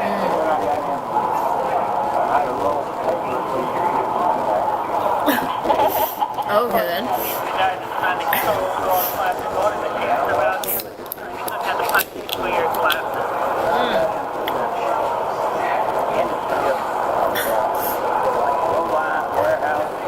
Bob is really interesting. Like, the history of his work, like, really intriguing, honestly. Like, even one of the trolls at the end of the previous part 10, he was like, oh, he's interesting. Yeah, you've been through a lot. We're gonna put your son through a lot more, by the way. Oh, God.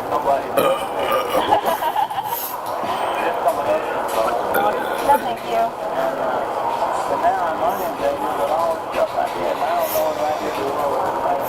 It's so sad that Chris is like, I'm gonna ignore the trolls and finally go out to find a real woman. And, like, even in real life, the real women he meets are also trolls. It's really fucked up. You did. You did a lot of things.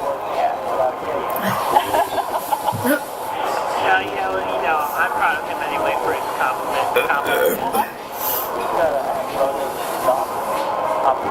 His son. Oh, okay. I have a daughter she's working with the federal government on a PhD on this math. I'm very good at math.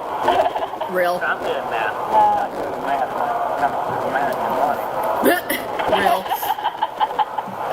Anyway, God, this fake is laughing for shit. We've been working with him now for 27 years. Most of that time I've been retired, but 27 now. That's good. I hope that, like, I can travel around the world and, do some journalism, like, overseas.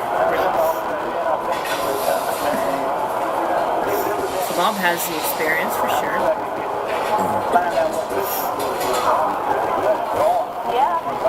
Yeah, you should know you've seen such of my artwork. Yeah, it's really good.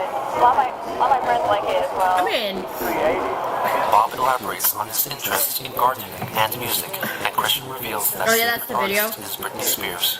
In fact, Bob leads the conversation through the entirety of their encounter, with Chris interjecting infrequently and briefly until he and Emily are left alone when Bob goes to order spaghetti. Yeah, I must say you look good. Oh, thank you. And you are the first female scientific fans that have actually come along this evening. I mean, at least all the way from West Virginia. I mean, that's part of the VCU. We might take a road trip down here. Take a road trip. It's a road trip. No. Is that the one that scared that child? No. Oh, at Wendy's. I don't know how not really scary. You think he was tired. Oh my god. She was about to tell. I'm like, Jesus. You're gonna make her cry too? Kidding, I'm kidding. Got my hand on your shoulder. Not for too long. Okay, not for too long. Okay. This is like, wow, I finally get like this beautiful girl in front of me. Thank you. That's all good. And she actually got to know me. Yeah. It's like, this is even worse than Steven Universe proposing to Donnie. I don't have very good eyes. It's like, and that fucking it's like, we don't need glasses to see each other. Yeah. No, it's so blurry. Yeah. How you look without that hat? I mean, I like to see that, yeah. I like this hat. My hair doesn't look good today. Are you sure? Yeah. Really? How does my hair look? It looks good. That's why I had to sleep in the guest room. I took a shower before I went to crashing on the... We have been wearing this hat the whole day because my hair is gross.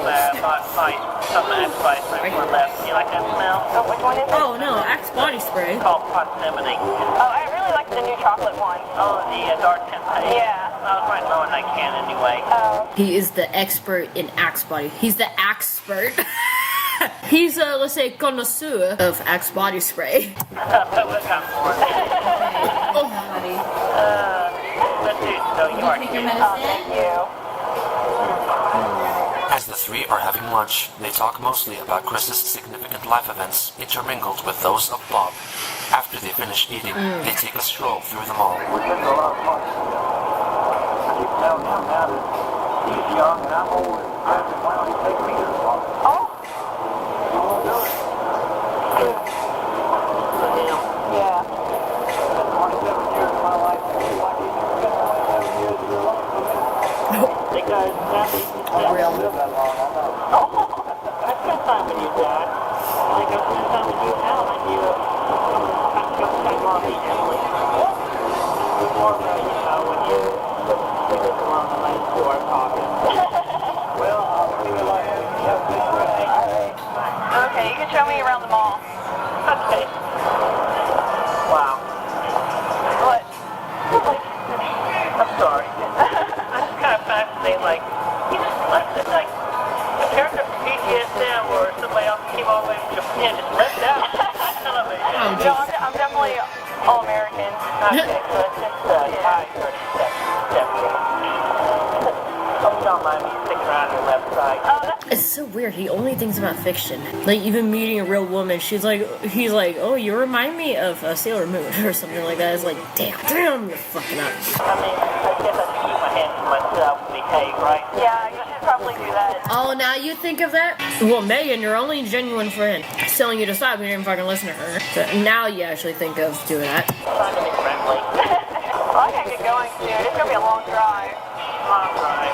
Yeah. Well, I hope that you at least keep the memories, we share. Yeah. I'll walk you to your car if you want. No, I'll probably have to go to the bathroom first. Is that time of lunch? Oh. Yeah, I know. It's on your Yeah. Real, honestly. Out from a nearby store, the pickle man, donning a pickle costume, intrudes on them. Oh my god. Come on, that's so neat. It Any particular reason why you're dressed up like that? Come on, Emily. What? Hey. Wait. What's wrong? And the pickle suit. Apparently this guy's amongst the trolls. Excuse me? What? Where are you? You're a pickle. I love pickles.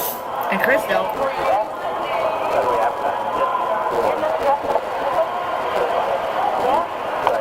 Pickle to haunt me. Yep. You don't even know me. Are you sure? Have you come here to ask us? Yep. You know time, you. No, it's not. Liar. You know about Encyclopedia Dramatic? No, it's not. Stop lying. No. She's saying over to. She's saying back to her hometown. That would be pretty cool. Yeah, it would be pretty cool. Yeah. All right. Let's go see it. Okay, cool. Yeah.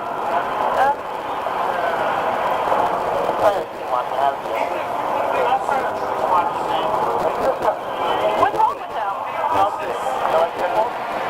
Yeah, I do not like pickles. And also, particularly, a guy that pickles him tricked me on the internet and said it was Blanca. There's nothing wrong with them. Blanca? You're making the lady a little uncomfortable. I'm sorry, Emily. It's okay. I think I have to go to the bathroom now. Yeah. With the pickle man. That's also shaped like pickles. Yeah, I'm going to the bathroom. Tampons are also shaped like pickles.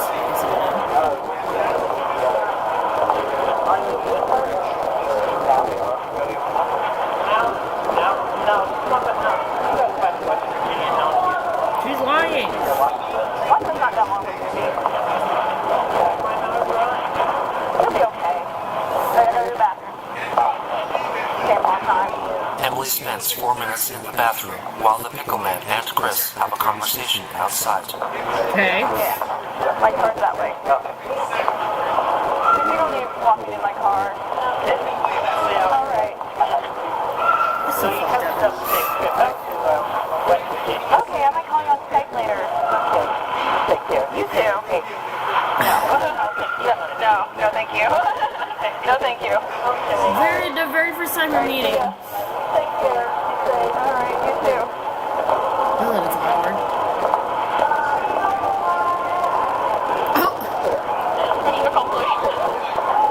What a bitch. Hopefully he's going now. I want to go tell him what happened. Yeah. Still recording. What a fucking After Emily bitch, left him honestly. for the man in the pickle suit, Christian made his way back home alone. As he was about to find out, a troll who went by the pseudonym Brian Bash had sent a small group of prostitutes to Chris's house. What? Bob handled the matter by calling the authorities to have them removed from their property. Later on, he took down the They're original really video trying in which so he hard to said get him his to name get incorrectly and re-uploaded it with a Or at least lying to him. shout-out spliced in, Jesus replacing Christ. the original section. Because of the trolls. And also, I would like to give a shout out to Heidi, Sweet Cow Pound Mine, Sorry. and her friend Rachel across the hall from her in college in the United States.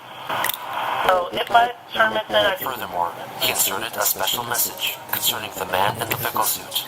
And also, note from the Couch's log on start date March 19th, 2009, I would like to make it obvious that due to a recent event that has gone awry by an individual, he has been reported to the police as well as the owner of the store that which he has emerged from. And so you will be picked up by the police if you try to do anything else that's funny. So watch your back. I mean, I don't know if they're gonna really take that seriously. I'm gonna be so real. It's mean, but it's like, it's not like illegal, I don't think. Hi, Ryan Reynolds. That afternoon, Emily called Chris, expressing her feelings about their date. I think we need to talk.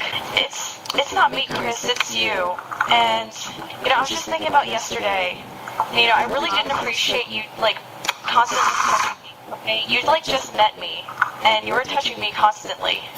Oh, I'm sorry. You're trying to kiss me, okay? That's not right at all. I'm sorry, I was nervous a little bit. Oh my god. Why would you try to kiss somebody if you're nervous? I mean, I thought like, people would get nervous and not try and kiss somebody. You'll probably never hear from me again, Chris, because the Pickle Man was just, he was a perfect gentleman, okay? He, like, took me out on a date, paid for my movie, and, like, since he kept his hands off of me, he got, like, a little extra from me. And that could have been you, Chris. Bruh. Okay, so, and then he took me to meet Clyde. And Clyde's like a perfect gentleman as well, so I'm gonna be living in this mansion from now on. Okay, no, Clyde literally looks like Trump, I'm sorry.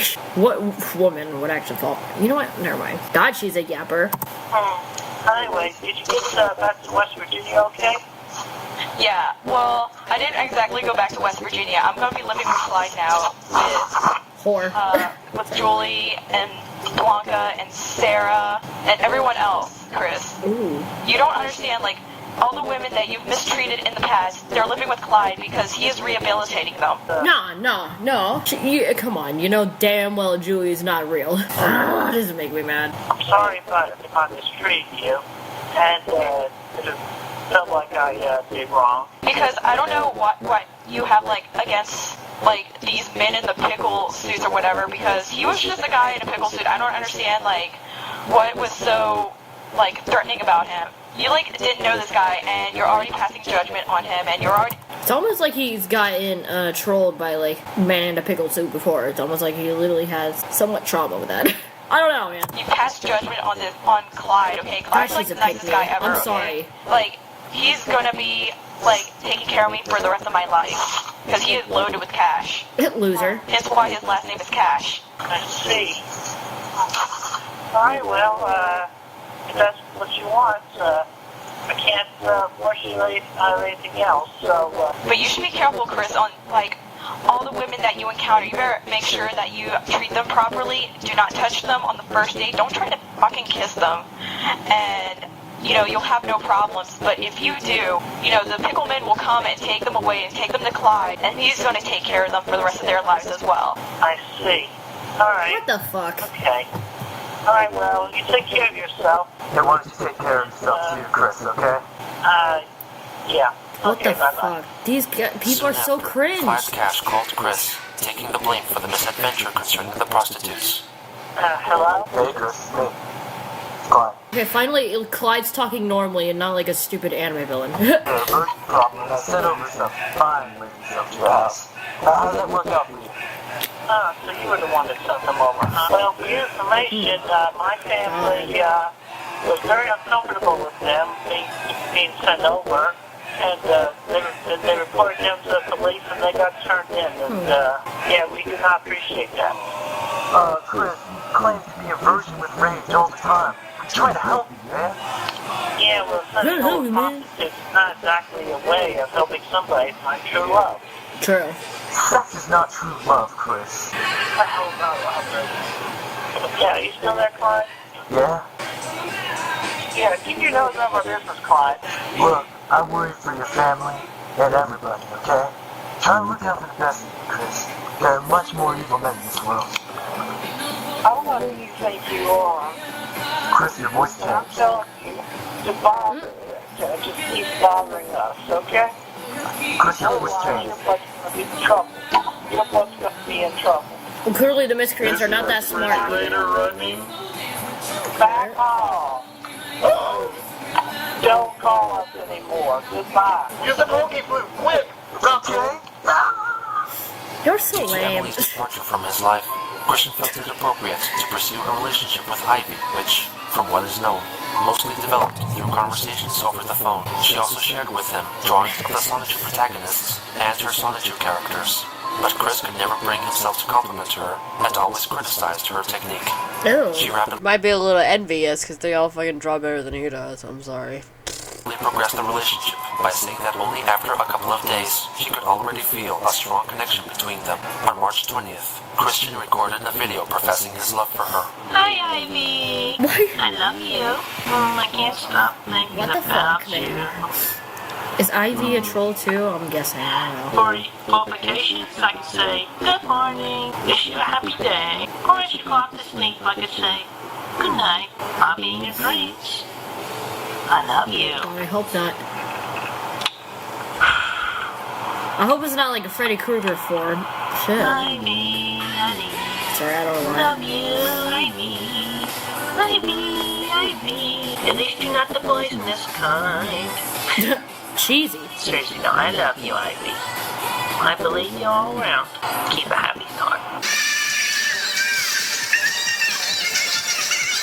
She requested that he sing Holding Out for a Hero by Oh, Bonnie Tyler goodness. for her, because she said that she considered him as her own hero. However, Christian wanted to use the cover version recorded by FamFlu, as it was featured on his copy of the Shrek 2 soundtrack. That one is really good, though. Ivy insisted that he use the original, which was I don't know, the Shrek 2 version is goated. because It is the reminded whole her herd of her goats, father. bro. Upon listening to it, Christian had trouble determining Bonnie Tyler's gender, but nevertheless begrudgingly agreed to use her version. 6 days later, he finally uploaded his own cover of the song.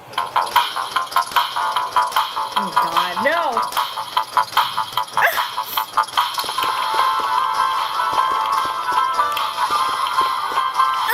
The music video was entirely recorded using his PSI, and it features an uncharacteristically high amount of film editing. I need a hero. I'm holding out for a hero till the end of the night. Okay, so he's melody free and rhythm free. Okay, that makes sense. Chris mimes playing a guitar line with his Guitar Hero controller. The video also features shots of a short comic which came to be known as Sonic Juice Special 1. The story concerns a bald villain known as Clyde, who kidnaps Ivy. So after midnight is the wildest fantasy. Shit, somewhere beyond my reach. Did someone reach back for me? Chris transforms into Chris Chan's Sonichu and eventually rescues her, finishing on the scene in which he heroically poses, waving his shirt like a flag. Oh my with Ivy god. holding on to his shirtless Not his body. shirt being a flag. She's gotta be true, she's gotta be pretty, and she's got to be the sweetest thing in life. And her name be Ivy. Dedicated to her. I love you, Ivy.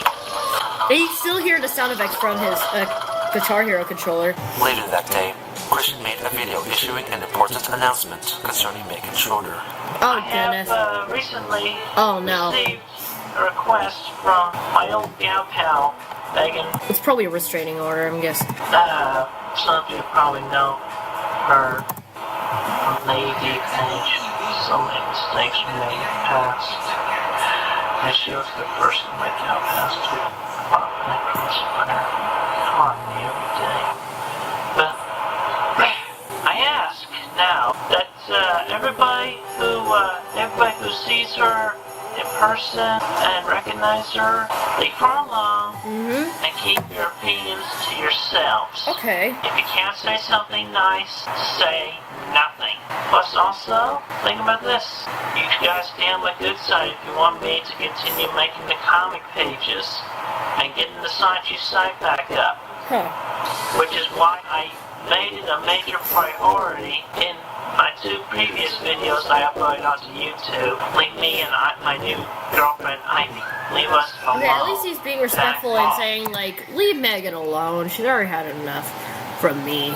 Well, like, he's respecting her now, at least. I swear to God, get me on the worst side, worst possible events, I will cease. Swear to God. So, just back off. Back off. The following day, as per Ivy's request, Christian uploaded a video tour of his house, revealing the extent of the hoarding at that time. Oh, hell no. Here's a bathroom. Why that toilet cover? That's like the worst toilet cover ever, is like the carpet one. Ooh, God. Ew. Those are gross. You accidentally get piss all over them? Sorry, bro. I take my shower here often. It has those plastic floor thingies. I hate those. I don't know. I always hated those. It made it feel uncomfortable to move in a shower, in my opinion. I don't know. For me, it did. I always hated those. Head and shoulders, cabinet sink. This is a small ass thing. The kitchen. God. Well, I just decided to leave the tree up without the You couldn't be arsed to put it away? Shit. Yeah, it's a bit of a mess. A bit? Shoot. Even my bedroom's not that messy. Dishes, all that good stuff. Very essential. And this was the living room, again, before we cluttered it up with so much mess. It was the living room, now you can't really live in it anymore. This will be the music room again before it got cluttered, but now my mom sleeps in here often. Oh, that's not too difficult to do. My family is a bunch of penguins. Bathroom. What's going on here? Hey, Bob. What you up to? Going to the sea. Okay. Come out here. Nowadays, the dining room is basically used for my dad doing television, a little bit of comfort, and there's a hole on that bed over there. God, that is like the least comfortable house I've seen. Yep. Shit. Some of the front yard. Huh. Rat shit right here. This front of the house. This would be my father's, some of my father's daylily garden. More beautiful during the summertime, but the flowers have not yet bloomed. My father's garden shed. Comes out here and listens to music on warm days. All that good stuff in there. Good stuff. Oh. There's a swing in there. Swing. East side of the house. Got bats in our belfry. Bats.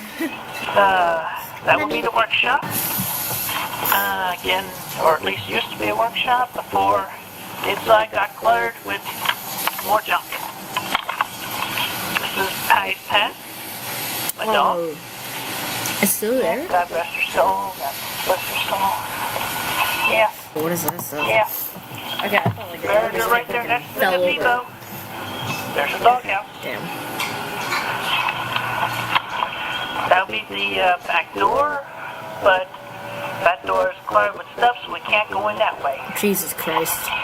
There's the arch where I sat down and did that fun little picture of me and Patty sitting together. That's nice. See. Cats? Hey, baby. Hi, buddy. Oh, I forgot they had cats. Or did they? That's our house. Hope you enjoyed a little bit of a tour. Have a good day.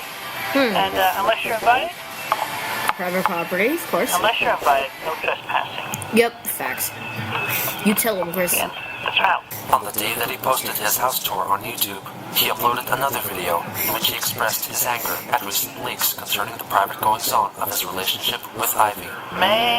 Jesus Christ. More shit. I am seriously sick. I didn't realize I'm right only now on the 11th video. because Jesus Christ. information about my girlfriend, even though it was accidentally leaked She's to a troll, trusted huh? individual, turns out that that individual posed as one of my gal pals from high school. Yeah, that's what I thought. Apparently, I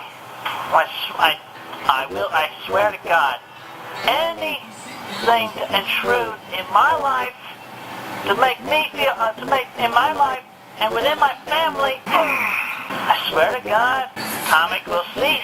But also, I swear to God that I will go to police with every handwritten document that was sent to my family.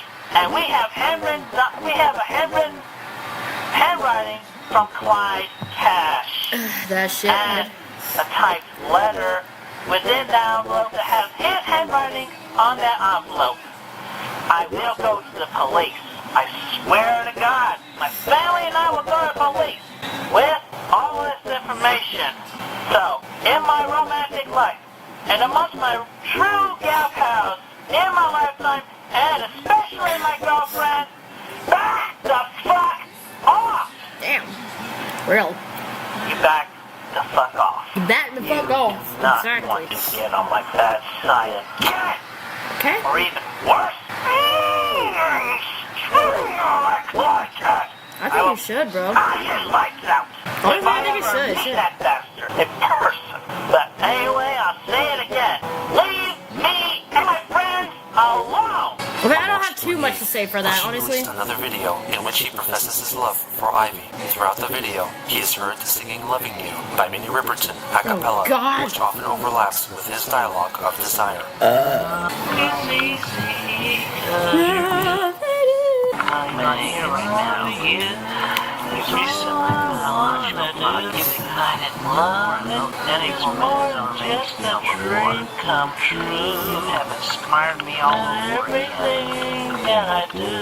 Like no. The rhythm is not good. The notes, damn. You can tell he's not a musician. Shit, like. Owie! Yeah, throw this away. Feel my belly. No one else can make me feel the colors that you bring.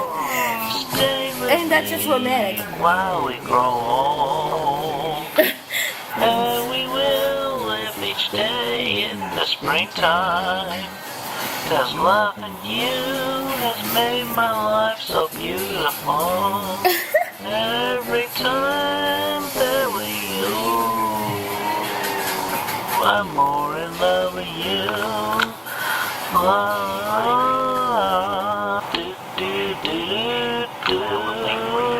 I was wondering if he was gonna do the high note. Oh, Jesus Christ. The next day, No. Christian uploaded a video addressed to Ida's alleged cousin, Flora, and her supposed concerns about flatulence. Flatulence? Oh. Holding in farts, but it's better to let farts out. And it's not dangerous at all to let farts out. That's kind of true. Yeah. I really don't like holding in farts. It does not feel comfortable. They think holding farts in, there's a chance of getting hemorrhoids or some kind, or possibly doubles the risk of colon cancer.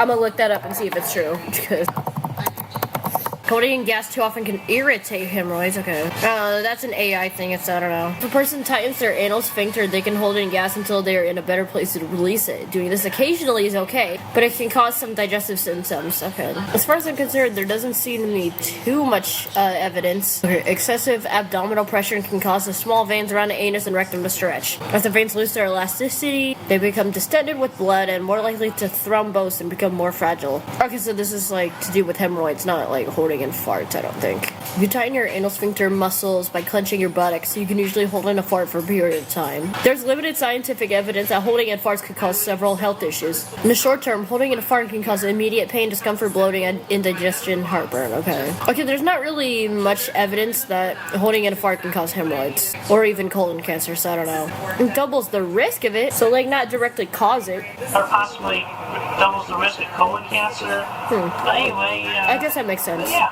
Christian reads out some facts about human flatulence functions. Yeah, besides which, farting is a sign that you are alive. I mean, second most important sign, let you know your body that you're alive, aside from breathing. And, having a bad panic attack. You breathe, you're alive.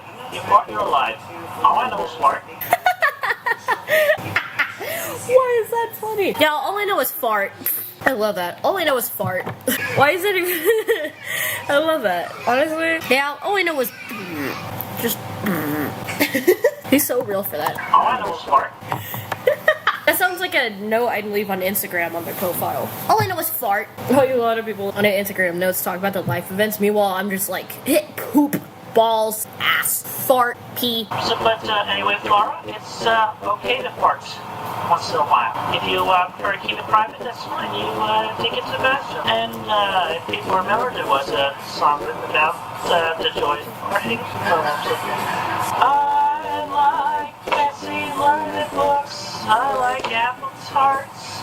I like cozy breakfast nuts. I like hard hearts. And I like farts. Yes, I like farts. I like farts. You got heart, oh, I've got heart, oh, that's your heart, so we will start. Well, Flora, I will help you get your Flora started.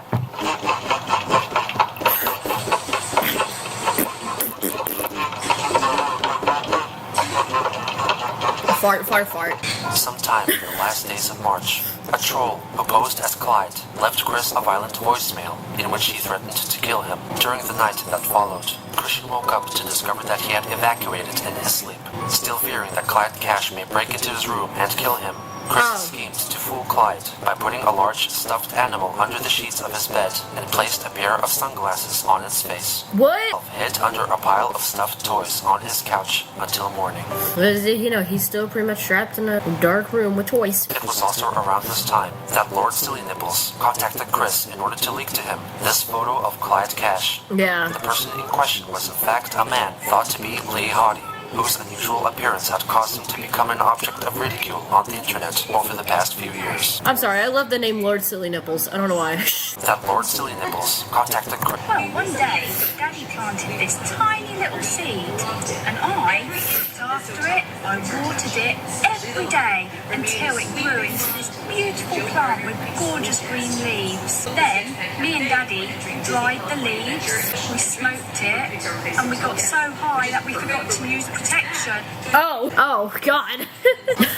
Jesus. I mean, I kind of knew it was gonna go that direction, but Jesus Christ. I didn't. I was like, what the heck? Like, I'm like, oh, they're gonna talk about this planning. That the baby turned into leaves. Yeah, I was gonna say. I was like, I know they're gonna say, oh, it grew to this beautiful plant, and then we fucked. That's what I thought it was gonna go, straight up. Wanted to leak to him this photo of Clyde Cash. The person in question was in fact a man thought to be Lee Hardy, whose unusual appearance had caused him to become an object of ridicule on the internet. Jesus Christ. How I like my toast. I'm sorry, but they look like purge masks. I'm so sorry, but they do. Nevertheless, Chris believed this to be the real Clyde Cash. On March 30th, so it's not really Clyde Christian Cash. uploaded 3 videos to his YouTube channel, in the first of which, encouraged by Ivy. So that's not really what Clyde Cash looks like, is it? Oh, I found this Reddit thing about Clyde Cash. Clyde Cash was never great or funny. In fact, he's a monster. Yeah, I agree. I never found him funny at all. If I ever did, pull back the clips of me actually finding him funny. I don't think I'll be able to find any, and also I'm too lazy to, so let's move on. Some people fondly look at Clyde Cash as being a funny troll and somehow was entertaining. First of all, nothing about Clyde Cash was even remotely funny. He was a fucking idiot a majority of the time and irritating to listen to. But honestly, I could forgive all of that about Clyde if it wasn't for the fact that he and his troll clique groomed the child. Now it's about Blue Spike, right? Think about it. Clyde is literally a pedophile for egging on and encouraging a minor to have hours worth of phone treks with a 28-year-old autistic man-child. Yeah, pretty much. The fact that the phone sex sessions are actually out there for people to listen to is borderline criminal in my opinion. It is. Why hasn't anyone ever tried finding out who Clyde Cash was and expose him for what he did? Should literally be in prison on a sex offender's registry. Same with the rest of the miscreants, honestly. They had a female troll that are always recording the shit. Why couldn't they have her be Julie instead? Like, they really should have thought about what they were doing. But they kind of wanted to expose Chris for being a pedo, even though I feel like if anything, they're the fucking weirdos for that. Like, what the hell? He has for his Encyclopedia Dramatica page and Clyde Cash. You know what would really inspire me to continue doing the comics? I tell you what, you take down that EZ page forever. Oh! Take it down. Did he just... I tell you what. Oh, it's his glasses. Oh, yeah. Alright, he cut up his fucking medallion and put it up his ass. Delete it. Because that thing has been bothering me for that long time. And you know how the expression too many cooks spoil the broth? Well, call it this was too many crooks. Too many crooks. Too many crooks. And that EZ page is one of those crooks. This makes me really angry. You know what makes me angry? This is Clyde. And this is how angry I am for every waking moment that EZ page is up.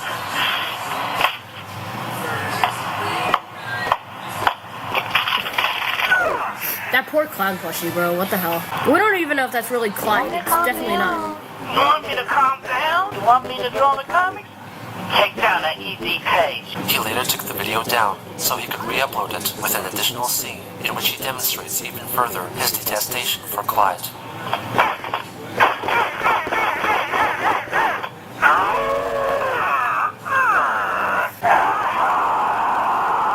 Oh, you hear me? You are dead. Uh-oh. You are dead. Oh, ouch. I am going to drag you right in front of everyone if we ever meet. So, multiple people have posed as Clyde Cash? Jesus. Down your throat and make you eat your underwear. You don't have to guess the color of your underwear. I'm sorry, but the fucking ad playing after Chris Chan punches his camera is so funny. That kind of scared me, I'm not gonna lie. This scared me more than Fierce to Fathom did. Jesus. In the next video, Chris attempts to threaten Clyde by revealing what he thought was his true likeness. Laugh now, as much as you want, Mr. Cisnero. What the fuck was that? Because you have no money, I have your mugshot. I can't even stand to look at it. Damn freckles! You're a freak! I'm not concerned about the freckles. I'm concerned about everything else about him, even though that's not Clyde. Jesus Christ. Even the brows are painted on too dark. Jesus. And the beard. I stop at you ugly freak. In the final video, Chris once again threatens Clyde and reveals that he would no longer make videos for YouTube at the request of his pastoral counselor, Rocky Shoemaker. Clyde, you are a liar and a vicious son of a female dog. Just say bitch. You're like 28 now. This will be the last video I upload to YouTube. Of my... Well, the fact there's literally at least 70 more parts to this, I guarantee he did not quit YouTube. We all know he did not stay off YouTube. Sure, he ain't going to. To my loyal fans, thank you for your patience. They will continue to be rewarded. As for those who despise me, justice will be served. Huh. Peace. As it has been shown that Chris hardly ever learned from his mistakes, it should come as no surprise that he would eventually return to YouTube to broadcast his daily life, to express his love for his sweetheart, to threaten the trolls, to refuel the fire. That'd be fun. So if nothing bad happens after this one, that was an interesting one. This was in 2009. Okay. That lady living in a pickle suit has no idea she's in a 60-part doc about Chris Chan and his oddities. No, she clearly knows. Come on. I love how Bob tells his entire life story every time he meets a new person. Yeah, right? It's clear he barely ever gets to really talk to anybody. Barb probably doesn't give him much time, and it might be hard for him to talk with Chris when Chris isn't busy with stuff online. I guess with Chris bringing him around, I feel like that really gives Bob the opportunity to finally talk with someone. I feel like that might be like... He might enjoy going out with Chris, because that gives him an excuse to talk with her. I feel like, I don't know. I mean, if you're only your regular entourage is Barb and Chris, I can't really blame him for that.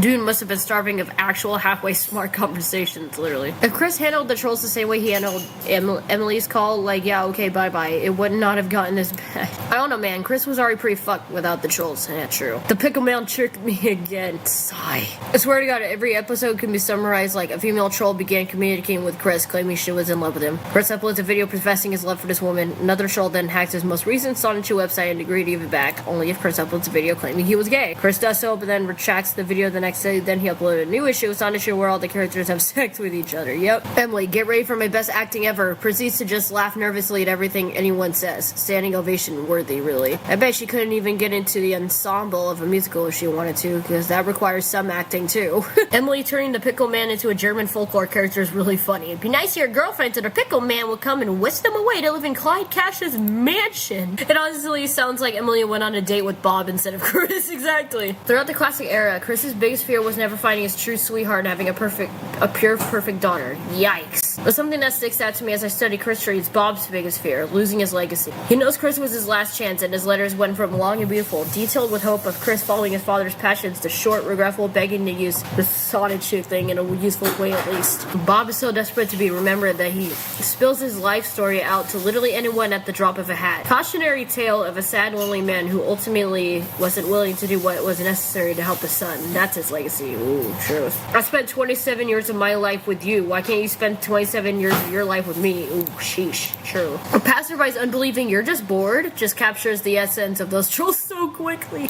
Pickles. Watchmen isn't that long of a movie. Might be my favorite quote from the entire world of Chris Chan. Pretty disturbing how casually the fact that Chris stayed up all night because he was afraid of getting killed was swept over. Really is scary. I felt that before. Hi, babies. Hello.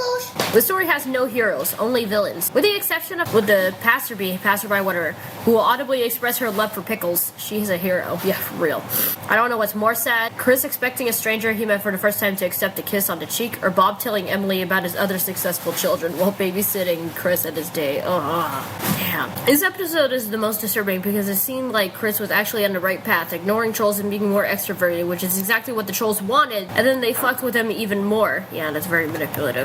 Very fucked up. I mean, who the fuck drives 5 hours just to fuck with someone like that? You gotta be even more of a no-life than Chris at that point, yep. I mean, I was kind of with the trolls before, because he was misogynistic, racist, and egotistical, but when they met up with him, they basically crushed all of the chances he had to being a normal dude for literally no reason. Yeah, pretty much. And these trolls still think they're doing nothing wrong. Like, that really pissed me off. The passerby complimenting the man in the pickle suit while Chris just stands there trying to explain how he's being haunted by him and being ignored is pure comedy gold. Chris criticizing criticizing. Okay, anyways. Chris criticizing Ivy's technique is fucking rich. Like, Ivy's drawing is good, while Chris's drawing is like a 5-year-old. I know. With all the years he's been drawing, you think he'd get better at it, but no. Chris at 5 draws like a 5-year-old. Chris at 15 draws like a 5-year-old. Chris at 22 draws like a 5-year-old. Pretty much. He never changes. You really need talent to draw like a 5-year-old as 22-year-old. Chris at 40 draws like a 5-year-old. God damn.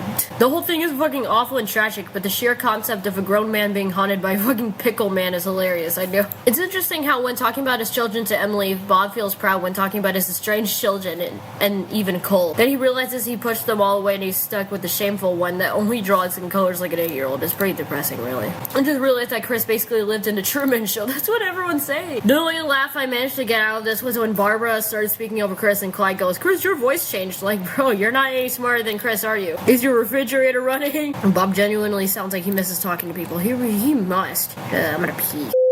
That's one. Oh, God. Damn it. Can't sneeze. This video is a re-upload that has been slightly edited in the hopes of extending its longevity on YouTube, as the original was removed for scenes of sex and/or nudity. Jesus Christ, that's not good. On April 1st, 2009, Encyclopedia Dramatica announced that they removed the Chris Chan page from the site, expressing regret for portraying him in the negative light and apologizing for any abuse or harm. Okay, this is on April 1st, so that's obviously bullshit. Caused. But since this was an April Fool's Day prank, yeah, the page was restored the following day. Yeah. What the fuck? This person has Asperger's syndrome. Yeah, very funny. Never heard that joke before. Asperger's. He engaged in communications with Joshua Martinez via AOL Instant Messaging. He apologized for the negative things he said about Martinez on ED and claimed that he was a changed man. Christian also told him that he credited Ivy for the rectification of his biological clock, which was the term he used to describe his sleeping pattern. Joshua claimed that he was friends with noted Disney actress Vanessa Hudgens. She apparently even chatted with Chris using Joshua's account, when in reality, it was Joshua who was playing the part of Vanessa. Come on. She claimed that she was now, why would you believe offering that? an acting role in her movie to Chris, but she needed further proof of his acting talent. He said that he would think of a sufficient way to audition for her. I'd say the same with him, honestly. Version to messaging over the internet had lasted only a month. Jeez, okay. 10 days after his so-called last video on YouTube, Christian created a new account called See Chan Sonichu and offered a new video update on his life. Well, the Science Roadshow site is back up again. Yay. The address is quickfield.com. And I'd like to thank my sweetheart Ivy for her most heartfelt emotional support. Ivy seems... And for fixing my biological clock. And also would like to thank God Jesus, our God and our Lord and Savior. Oh, goodness. For their support as well. I pray that every Is this day where he becomes religious? I am guided by Jesus. Because I think Chris's current channel has, especially the title, has something to do with Jesus, I'm pretty sure. I was watching Queso on here, don't ask. Queso Hall of Shame, anyways. Like, what is their actual channel right now? Oh, it's Quick Vulgarian. Never mind. Okay, this was their last video. AI Chris Chan versus Christ Chan. Jesus Christ. Okay, interesting. Alright, well, that's their stuff. Alright. And with the inspirations I feel, I will continue the comic, about 3 pages a day, unless, something comes up.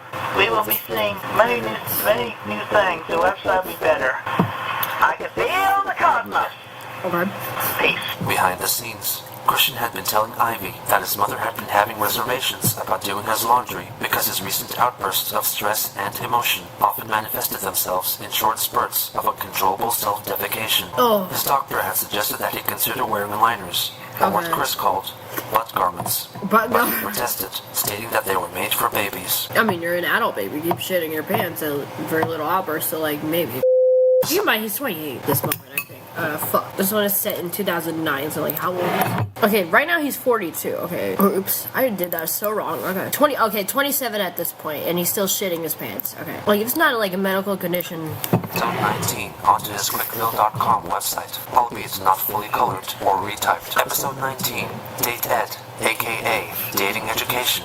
Even though the idea sounds dated, was meant to showcase how Christian's proposed dating education class would play out in a classroom environment. The story begins in Quickville University, where the aforementioned class will be taught by a character based on Sarah Jackson, Miss Jackass.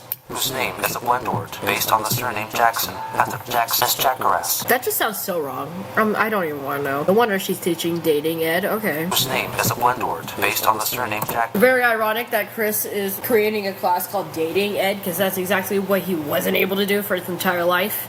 At the reverse spelling of Sarah. So much irony in this. It's crazy. That for starters, she will be handing out. I feel like a lot of English classes. What the fuck? I feel like a lot of English. Fuck, I can't talk. I feel like a lot of English classes should be taking after Chris Chan here. Like, specifically his entire fucking Truman-like show, I swear. Barbara dolls for the men and Robert dolls for the women. Okay, all I'm gonna say is it can't not be foreshadowing in a way that Chris has fucking Barbara dolls in a dating ed thing. Considering that Chris clearly has always had this weird Oedipus complex towards their mother, like... Maybe not him being jealous of his dad, but wanting to fuck his mom, definitely. Shit. Miss Jackass gives advice originally provided by... Sorry, Miss Jackass is crazy. That sounds like a Jackbox name I'd use. 9-year-old Alec Grevin in his book, How to Talk to Girls. Some of those in attendance include members of the Chaotic Combo. What the hell? Characters from the animated series South Park. South Park? And notably 2 new Pokemon-inspired characters. Oh, goodness. Reginald Sneasel. Oh, it's Sneasel, okay. Reginald Sneasel. Okay, I was like, why is Weavile? And Ivy's Flaffy. original creation, Lila Flaffy, Ivy, and Chris, who is still in the time void, simultaneously have the same Oh, yeah, and it's different eye colors, obviously. where God and Jesus tell Chris that Ivy is a sweetheart to be, and is the one who will fix his biological clock. God also foretells of the vanquishing of 4-cent garbage, which would allow Christian and Ivy to live together in peace. Great. As Ivy's vision ends, Miss Jackass informs the class that all of them have been matched with other classmates of the opposite gender, and they are given their own personalized screen names along with the screen name of the person with whom they are matched. Oh. They are instructed to converse with each other anonymously Punch a bunch. via online instances. Sneasel Fox, Floridora, Fluffy LA23. What the hell? Punch a bunch. Afterwards, Punchy attempts to buy a soda from the vending machine, but he only has W quarters, whereas the machine only takes C quarters. What? It is established that the value of 10 C quarters equates to 1 W quarter. The following day, the pupils have their first I-Date class, in which they chat with each other online. Reginald is jealous of Punchy for being paired up with Layla, his crush. Wild and Simone discover that they have been talking with each other, and they fall in love. Oh, goodness. Meanwhile, Punchy and Layla go out on a date to McDonald's, while Reginald dejectedly watches on. Angelica comes to comfort him. After a brief chat, they fall for each other. Like a coconut? As the 3 new couples watch the sunset, Ivy sits alone, waiting for Christian's eventual appearance in her life. On the final day of the class, the teacher's sister, Rita Jackass, informs the pupils that her sibling was killed Why in the an last name automobile accident involving a truck. She proceeds to hand out the final results of the exam. The lowest grade in the class belonged to Clyde Raymond Quash. What the Later hell? that day, Chris posted a video in which he states that Sonichu episode 19 has been completed and talks about Ivy's pets. My heartfully dedicated to my sweetheart, Ivy. I love you, Ivy. I also see one I made to dedicate to her pet hermit crab. Hermit crab? That's fine. Got hermit crab. It's kind of cute. So cute. Okay. Stylus fell. Got it. I want to take a moment to reflect in memory of past Hot Cow Pal or Charles, still rumors are playing about. But anyway, the one that passed away, Sarah Jackson. She's alive, huh? Moment of silence for Sarah J. No, I think she's still alive. Oh, cool. Peace. Later on, Christian filmed an additional video solely dedicated to Ivy's pet hermit crabs. Crab. And this my champ. Crabby! We love you. Don't we all just evolve into crabs? Like some... Ivy. Okay, peace. She's definitely an animal person more than a people person, for sure. Like Patty, his dog, was the only one not done very dirty by him. I don't want to take issue with the anthropomorphic Patty, because that's not even the worst thing I've done. Okay, now I really take issue with it. You know why? Because the original design wasn't even his. It was Megan's. So yeah, that's very fucking interesting. Also, you like my shirt? Shout out to Spencer's. You know, they don't really need a shout out from me, specifically. Thought it was cute in a way. That day, in which he embraces his sex doll, Gimme. Oh my god. Taped over her face is a printout of Ivy's depiction of herself. Oh, that's come on. Here's Ivy. I love you, Ivy. Sorry, I'm just convinced that Ivy is a troll. I don't know. Yeah, not too long ago, I decided to do some searching on the freaking Quickie thing, or the Encyclopedia Dramatica, as it was called. Yeah, one of the very first sentences says that Ivy was a troll, so, yeah. Passenger, we love crabs. Good pets. Oh, she don't have crabs. Somewhere else, you know what I mean? He quickly took the video down. Sorry, he quickly took the video down. Just silence for a second. He quickly took the video down. Okay. Sorry, why was that funny? Ivy, press shout. He quickly took the video down, and yet we're seeing this in this fucking part 12 And final of video 85 of the day, series. he imitates a bunny rabbit while dancing the bunny hop for the amusement of Ivy's pet hermit crabs. I was wondering, who the hell is this for? And I bet if the hermit crabs were watching, they're like, the fuck is he doing? April 14th. The hermit crabs would not understand what's going Vanessa on. Hudgens by Joshua Martinez's AIM account. Vanessa teased him and tried to make him confess that he would abandon I thought he said tased. I'm like, excuse me? and have sex with her Da-da-da-da-da. after incessantly saying arousing things to him. Think of putting you dick in beanie. Okay, you know what? I don't even want to read these. It rigged his Oh, erection God. and had begun masturbating. The conversation thusly turned into a sex chat. Jesus Vanessa called him a bitch, and he, in response, typed out his barks. Is this another way of foreshadowing him being a bitch or a female dog? Just realized I'm referring to Chris as he all this time. Should I just say they? I should probably, really, that's just better. Christian climaxed as he exclaimed, "Bam, bam, bam," and in the aftermath, confessed that he loved her. What is he, caveman? Me want bam bam. He let Ivy know about their Sorry. interactions. That was bad. Sorry. This is from Ivy's eyes only. 2 days later, the miscreants released a series of private, revealing photos and videos of Chris. The first video was requested by Ivy, who wanted Chris to prove that his semen would acquire the taste of the food he ate most often. However, he neglects the objective of the video as he pours some orange flavor Fanta into his cup of semen. I'm gonna throw up. That's gross. Who hasn't tried their own? Right. No, shut up. But oh. Farted on Ozzy. Yeah, you farted right by. And Ozzy is just like. Nasty one. He's gross. Dead. Yeah, deaded. Unalive. Yeah, he's no-lived. Orange flavored, don't. Hope you enjoyed that. Fantasy. Was commissioned by Vanessa Hudgens, which features a completely naked Christian pretending to slow dance with Ivy in his bathtub. Oh yeah, come on, let's go do it in the bedroom.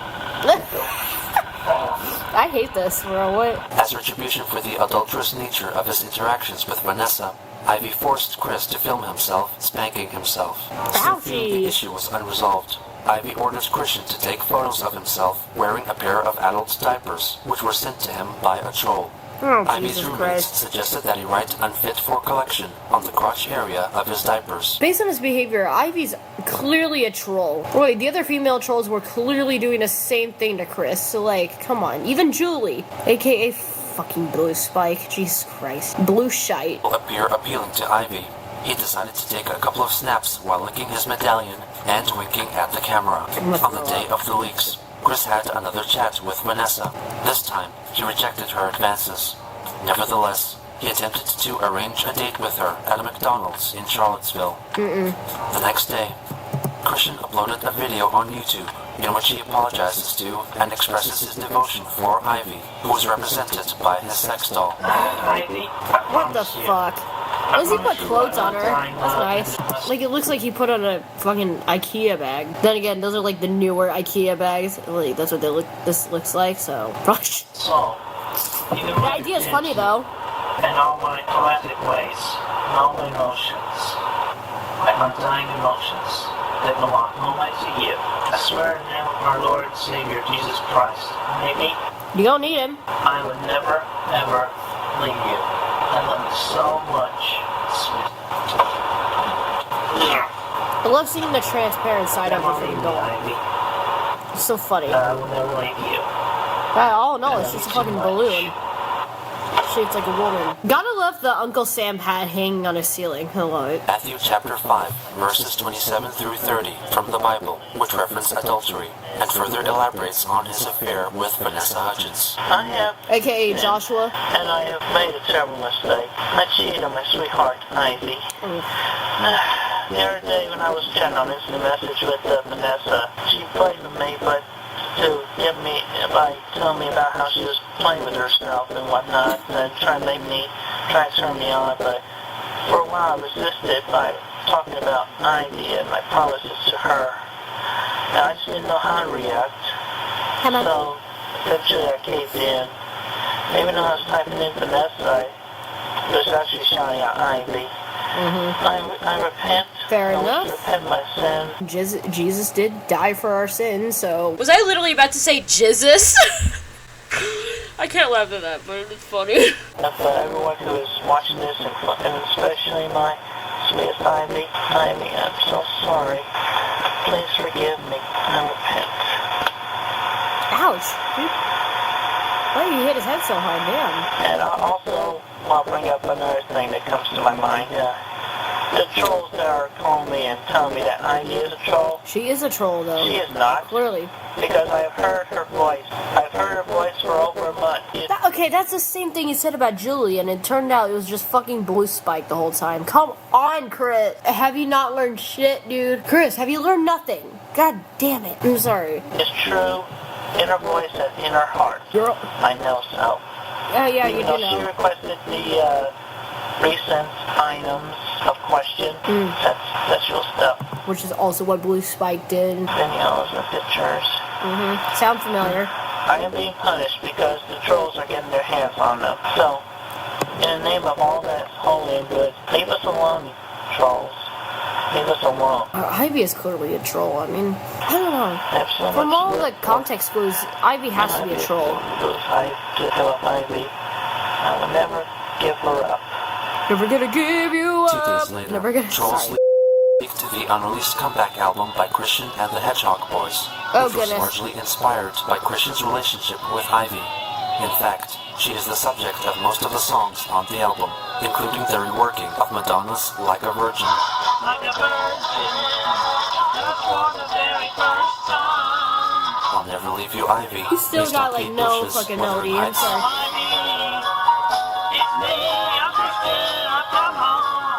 A musical genius. Bjork, you better step aside. Here's Chris Chan and the Hedgehog Boys. And I'm Sexy for My Ivy, sung over Sexy Back by Justin Timberlake. I knew that's what it was good. You see me shackled, Ivy, I'm your slave. Whip me if I misbehave. This is that no one makes. Throughout mid to late April, Those are just like fucking Bart Baker style parodies. Like, bro, Chris Chan was Bart Baker before Bart Baker was on YouTube. Chris Chan did everything on YouTube, I swear to God. he also wore the hat he had won for his entry in the Parappa the Rapper contest Oh my to make goodness. himself more identifiable. However, she never showed up. In one AIM chat, Christian claimed that he saw her once, and even called out her name. But apparently, she didn't hear, and he regrettably didn't get up from his seat to meet her. As punishment for not Come meeting on. up with Vanessa Hudgens, Joshua forced Christian to go have dinner with him at TGI Fridays, and have him pay the bill for the both of them. This happened several times. On one occasion, This'll be Christian interesting. lamented that he didn't have any money because he had already spent his weekly allowance on their last dinner together. God.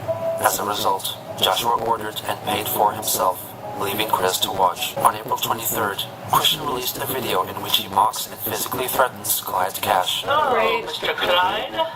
I have a bit of a message for you in response to the one you sent to me recently. Basically, this is the impression I got from your message. Oh, look at me. I feel like a silly man. Look at me. Don't look at my silly ball. I'm a silly. I am the troll. I should be more trolling. I should be trolling it. Look at me. I can't find it with Thailand or something. Oh, you can drop my silly ball. See my silly ball? I can't get it. Yeah. I'm punching on the mic. Yeah. Right? I'm punching you. Oh, and I'm Just punch your camera. Is he gonna punch his camera again? Showing your fangs? I will call you out, Mr. Gus. I will call you out.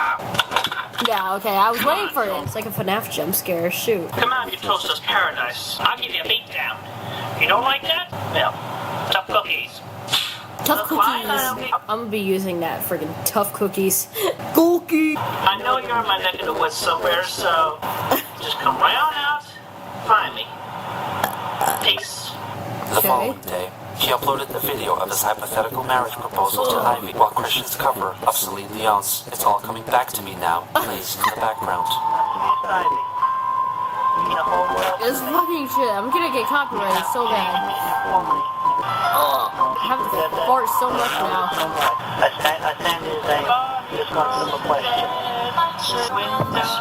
I'm so sorry. It just sounds like the souls of the damned are being released. What We're follows just is a hearing recording Celine of a Dion short herself. comic, which later came to be known as Sonic Shoe Special 2, or The Wedding Comic, which depicts Christian and Ivy's wedding. Jesus Christ. On the same day, Chris uploaded a video of himself singing a song that he composed himself called I Got a Fish. I got a fish. Would you like to make a fish? I got a fish. Would you like to make a fish? I got a fish. Would you like to make a wish? Talk about the vibrato falsetto junk. April 27th also marked the day that the miscreants leaked several more private videos of Chris. These were originally sent to Joshua Martinez with the intention of giving them to Vanessa Hudgens as part of Chris's audition process. First was a batch of videos which starred a shirtless Chris who attempts to display his physical prowess through a myriad of means, including pretending to play Guitar Hero, lifting an empty office chair above his head, and finally lifting the same office chair with the addition of a basket containing books and other heavy objects that are falling off of him. And now it's something completely different. The leak also featured a video called Quick Flying Elephants. The video features a completely naked Christian running rampant around his room, playing with his toys, and yelling at seemingly random jokes and references from TV shows such as Monty Python and Ed, Ed and Eddie, in an attempt And to his demonstrate parents his are personal somehow brand not of hearing random this. They're access just humor. like letting it happen. That's insane. Well, you got your woodpecker Christian out. was told by Ivy that one of her pupils, a Chinese girl named Jing Chong, had seen the April 16th leaks of Christian's private That's so fucking fake. Come on. named Jing Chong had seen the That sounds so goddamn fake. Come on, Ching Chong, really? You could have tried better at a better stereotypical name. Jesus Christ. At least J.K. Rowling at least tried a little by doing Cho Chang instead. Encyclopedia Dramatica and was apparently scarred by them. In response, he made a captain's log explaining the videos. You know that, first off, the one with the Navy being drunk, it's a good idea, but, you know, you don't have to do it if you don't like it, but, I recycle my own semen, because, you know, yes, I do masturbate. No shit. I'm not ashamed to admit it. That's fair. And some guys, I'm sure. Yeah, a lot of people fucking do it. I mean, it's natural, I feel like. Basically, into the cup and, I recycle it. So that way, I'm losing the unborn children. So that I can also still have a good semen count. By drinking it and actually digesting it and so, well, I don't know. Keep maintaining that by recycling that. I refuse to actually try to research this. I refuse to Google it right now. I'm sorry. No. After that, the second topic, the one where I spanked myself. Yeah, I was doing that for fun. Because, you know, sometimes I do random, silly, crazy things. And, one way to say it. Sometimes adults feel pleasure from pain, even when they do it to themselves. True, it's called masochism. Not to a point where they kill themselves. I mean, well, no, like, shit. You know, spanking is generally a popular. There's always a limit for that. Amongst adults. And then the third topic, which was the photographs of me in adult diapers. Okay. Yes, I did get free sampling of diapers from a troll, but regularly I do not use them, but I just felt like trying a pair on. I mean, weren't they also doctor recommended, unless that was a troll saying that too? Not a big deal. It's just, but you know, I would not wear them on a daily basis. I wear briefs. I wear regular briefs, and sometimes I do. I get very stressed out from people who yell at me or misunderstand me or talk bad about me. And between that and other real life stresses, it just builds up, and sometimes I just have to, it just comes out that I sometimes accidentally poo my pants. But I mean, who hasn't in their lifetime? At least poop their childhood diapers, much less poop their underwear. I mean, sometimes I have accidents where I don't freaking make it to the bathroom, so I get it. But that happens very rarely. I don't shit myself that fucking often. Come on. Well, human. I'm really good at holding in my poop, okay? I just want to continue to make it perfectly clear that I am a healthy, growing, sane, and sound-minded adult individual. I mean, just because you saying it doesn't mean it's obviously, like, true. And I should continue to be treated and respected as an equal among the human population, just as anybody else. I mean, fair enough, I guess. An hour later, he uploaded another video in which he denies claims that Ivy is a troll. Ivy oh my God. is not a troll. She is real. She's a troll. It's so obvious. I'm sorry. And she is my sweetheart. We are going to be together in the near future, and we are going to have sex. We're going to lose our virginities to each other. That's going to be awesome. Well, has she told you she's a virgin too? And just so you know, the previous video was also dedicated to a little girl who accidentally found the easy page. Her name was Ching Chong. That's it. That's it. Ivy is real. We are going to be together forever. I can feel the cosmos.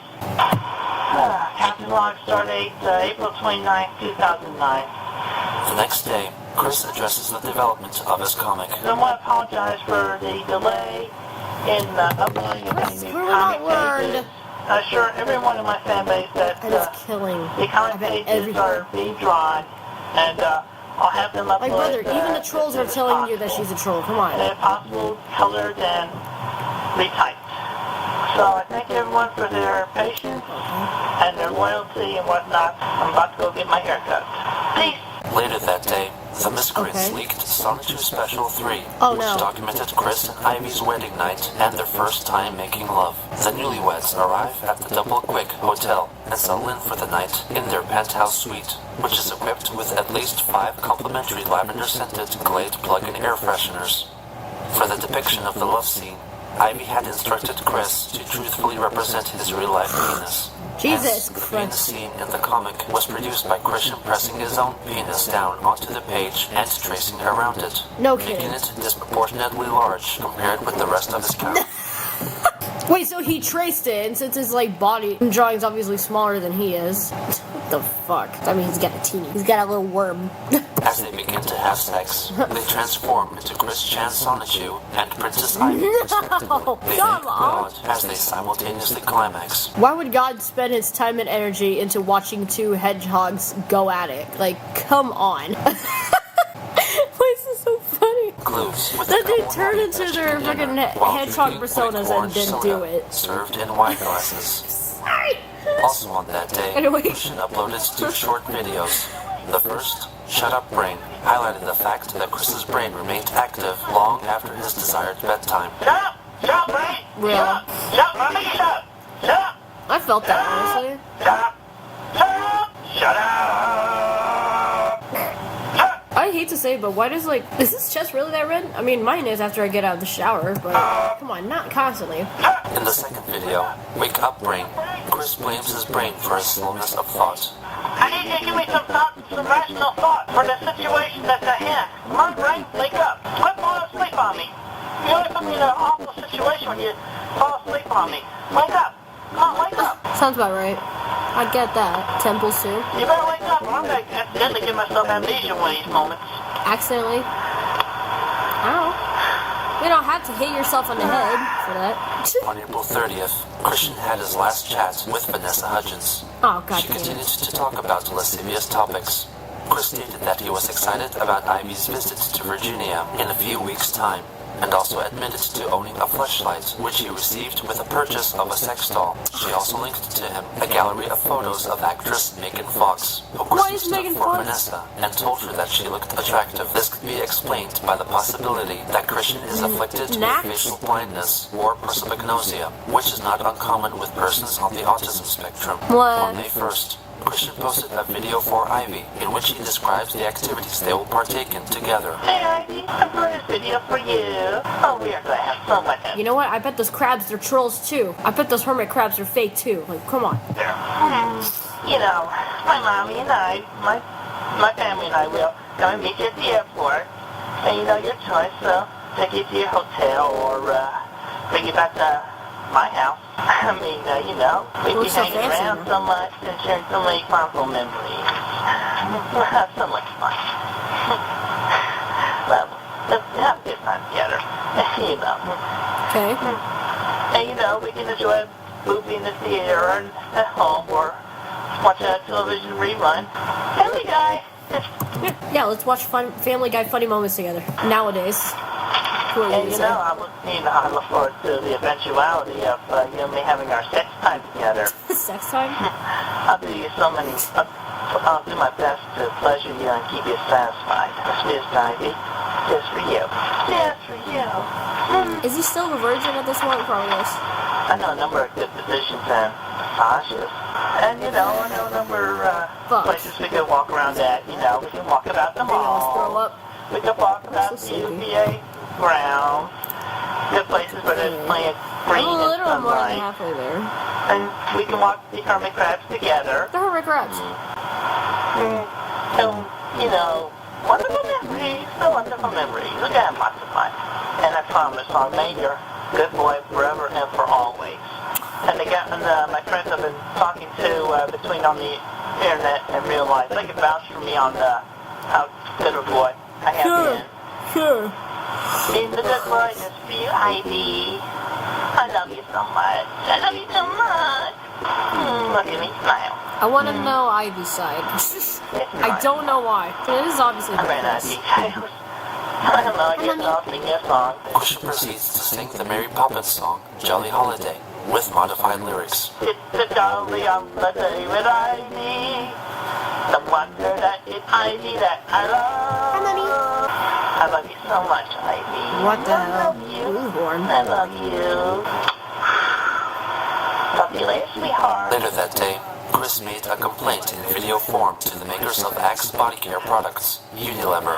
Apparently, it has come to my attention that a bunch of people of the wrong orientation are using the Axe brand. The wrong orientation. You know, the big gays. The wrong orientation is crazy. Particularly the homosexuals. Yeah. But thusly, a stereotype has been made apparently. That's so stupid. It's not true. I mean, I'm straight, and I have been using Axe for years. I'm a proud user of Axe. Because originally, as it was originally intended for, and I quote, effective deodorant protection designed to seduce the ladies. And then later, when they expanded to the shower gel, they continued with that, saying, hydrate your skin, leaving it so pure that she'll think she's the first to touch it. What the fuck? And then later again in the shampoo, it says here, get girl-approved hair, wash and track your feet. Even though the comments sound sexist, as I have learned on their page on Wikipedia, I still feel that there's a big misuse and complete immoral act that the homosexuals take use of the Axe brand, which is dimensionally and originally oriented towards the straight people. I mean, men attract ladies. It means they're straight. They want to attract the ladies. They're straight. What? Okay. Wait, okay, why can't you do that, right. Chris? Sorry. In any case, sorry about that. That's true. Was and originally meant for and should remain only for the straight men. Things change, Chris. Who wish to attract the women. It is not meant for a homosexual dude to attract another homosexual dude. Ticks me off. It really does. We can tell. So, I hope that Unilever, the company who creates the Axe products, see this video on the YouTube. And also, I would like them to, I would be sounding like some kind of adverse by telling them not to sell it to the homosexuals. But it should be more obvious in the package that is meant for straight people. What about women that want to seduce other ladies? What about that? Statement to all homosexuals who dare use it. You homosexuals, stay off of our apps. He followed up with another video in which he reads out his handwritten letter addressed to the Unilever company, voicing his concerns about acts and their reputation amongst the homosexual population. I write the letter today with concern of hearing that the homosexual population where the He could not say it. Like, that one was like more slurred than the rest of his word, like compared to the rest of his speech. And it really says a lot because he slurs his speech all the time. homosexual population where the act by spray is often as or greater than the straight people, like myself. I would ask to ban sale and use of the product from the homos, but that would be retarded. Instead, I respectfully and humbly request that on the package a statement such as designed only for straight-oriented men or something strongly similar. Please make this so, and please do not try to blow me off for having an opinion about the product. Wording, blow you off? Or having an opinion about the homosexuals, because I do not care much about them. Yeah, definitely. Christian Winston Chandler, proud, straight, male, axe user. I'm pretty sure being an Axe user is not something I'd personally be proud of, but okay. Inspired by Vanessa's claim that she contributed to her own Wikipedia article herself, Chris decided to register as Wikipedia user Chris Chan Sonichu and used his own user page to write a Wikipedia article about himself. The use of this space violated Wikipedia's policy due to its explicitly private content and lack of any information pertinent to the Wikipedia project. Chris's only contribution outside of his own article was made in the entry for high-functioning autism, in which he inserted himself into a list. Chris Chan Sonichu had used his own user page to write a Wikipedia article about himself. Jesus. The use of this space violated Wikipedia's policy due to its explicitly private content and lack of any information pertinent to the Wikipedia project. Chris's only contribution outside of his own article was made in the entry for high-functioning autism, in which he inserted himself into a list of famous people who may have some form of autism. His user page was promptly deleted by an administrator, under the impression that it was written by a troll. However, this was proven to be not the case, as in a video dated May 3rd, Christian asks for his Wikipedia user page to be restored. I have recently started and completed a whole bunch of truth and honesty about myself in my very own Wikipedia page. But then recently I hear from my sweetheart who looked it up, said that apparently the test was released by the admin saying that I was not important enough.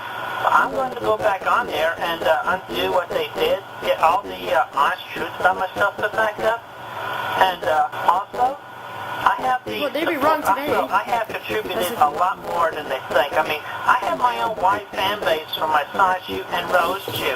I have contributed a lot more to my local society than you could ever imagine. I mean, I made the good grades in the high school and in the college and whatnot. I have done a lot about some good, honest volunteer work at the Pokemon Trading Card Game League before I got kicked out last June in 2008 by that George Michael Snyder. But anyway, let's keep my Wikipedia page up and going strong because I have contributed a lot to society, a lot more than anybody can think. And also, listen to my ancestry. My ancestor, on likewise, is Anne Boleyn. So I said all the way back to Mary Boleyn. Think about that, Wikipedia. Think about that. Is that even true? So don't take me down again. Just because your ancestry is supposedly tied to friggin' Anne Boleyn. I don't know, man. Y'all have a good day now. Peace. Inspired by this latest turn of events, CogsDev founded the Wikipedia, an entire Wikipedia-style website created for the purpose of allowing Christian to edit it in whatever way he pleased. It was around this time that Joshua Martinez sold Christian a PlayStation Portable at an inflated price, claiming that it was equipped with special features. Oh, what? Due to this incident, Chris was finally convinced by his pastoral counselor, Rocky Shoemaker, to talk about Joshua's actions to his parents. Oh, what? They decided that they would all go to the police to report Martinez's swindling scheme. While at the police station, Rocky attempted to have all trolls and online friends involved investigated, including Ivy, whom she considered to be a troll as well. Yep. This went against the Chandler's wishes to handle the trolling situation on their own. When Ivy found out about this, she broke up with Christian, citing his infidelity as the sole reason. He called her non-stop for 2 days after the breakup, which led to her calling Bob one last time to inform him of the situation. During the call, Bob revealed that they had been saving money to visit Ivy at Boston University, but ultimately canceled the trip when the parents found out that Chris had been using their credit cards for online purchases without informing them and stealing large sums of money out of Barbara's purse. Bob said that because of the recent events, Barbara had threatened to kill herself. Jesus Christ. He ultimately decided that he would handle Joshua by himself due to his lack of trust for the police and his own son's thievery. As for the trolls, Bob was convinced that Megan Schroeder, whom he dubbed that cruel German girl, was behind all of the harassment. Oh, bullshit. Despite all his pleas for her to reconsider, for Chris and his family needed all the help they could get, Ivy insisted that the relationship was over and cut all ties with the Chandlers, which Chris talks about recycling semen. Okay, no, let's not talk about that. That is kind of interesting that that's what got Ivy to break up with him. That they're now trying to get the police involved with the trolls. It's kind of interesting. Kind of fucked up that they're also blaming Megan for this. Jesus Christ. I don't like the way they're treating Megan here, really. And his fecal incontinence was linked on the news auditing website, fork.com. Wait, where? Where's that? 3 days later, it was posted on the Awful Vision section of somethingawful.com. More and more unsuspecting viewers began to happen upon Christian's internet antics. Interesting. A few days later, the hosts of the Toucher and Rich show, Boston area radio show on WBCN, featured some of Chris's recent videos and discussed the growing awareness of the Christian lore. Here is the deal. We got sent a email Also, this is like, we're really starting to get into like Chris getting more attention. from a guy who said, look, this is the most disturbing thing I've seen in a really long time. What the F is up with this guy? He's got 1 million videos up on the internet, and he also apparently has a comic book that he draws and puts up on the internet, which is, I don't even want to get into, but if what I read is true, it's horribly disturbing. You know, I look forward to the eventuality of you and me having our sex time together. I love you so much. I love you so much.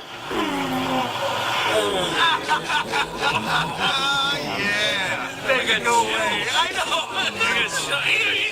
Chris was also featured on The Kevin and Bean Show on California's K-Rock FM. I recycle my own.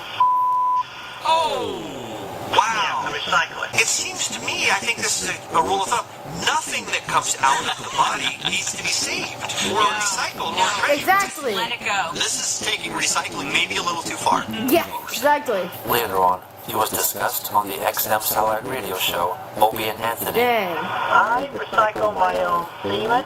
Wait a minute. He recycled it. Yes. So now, does he eat it?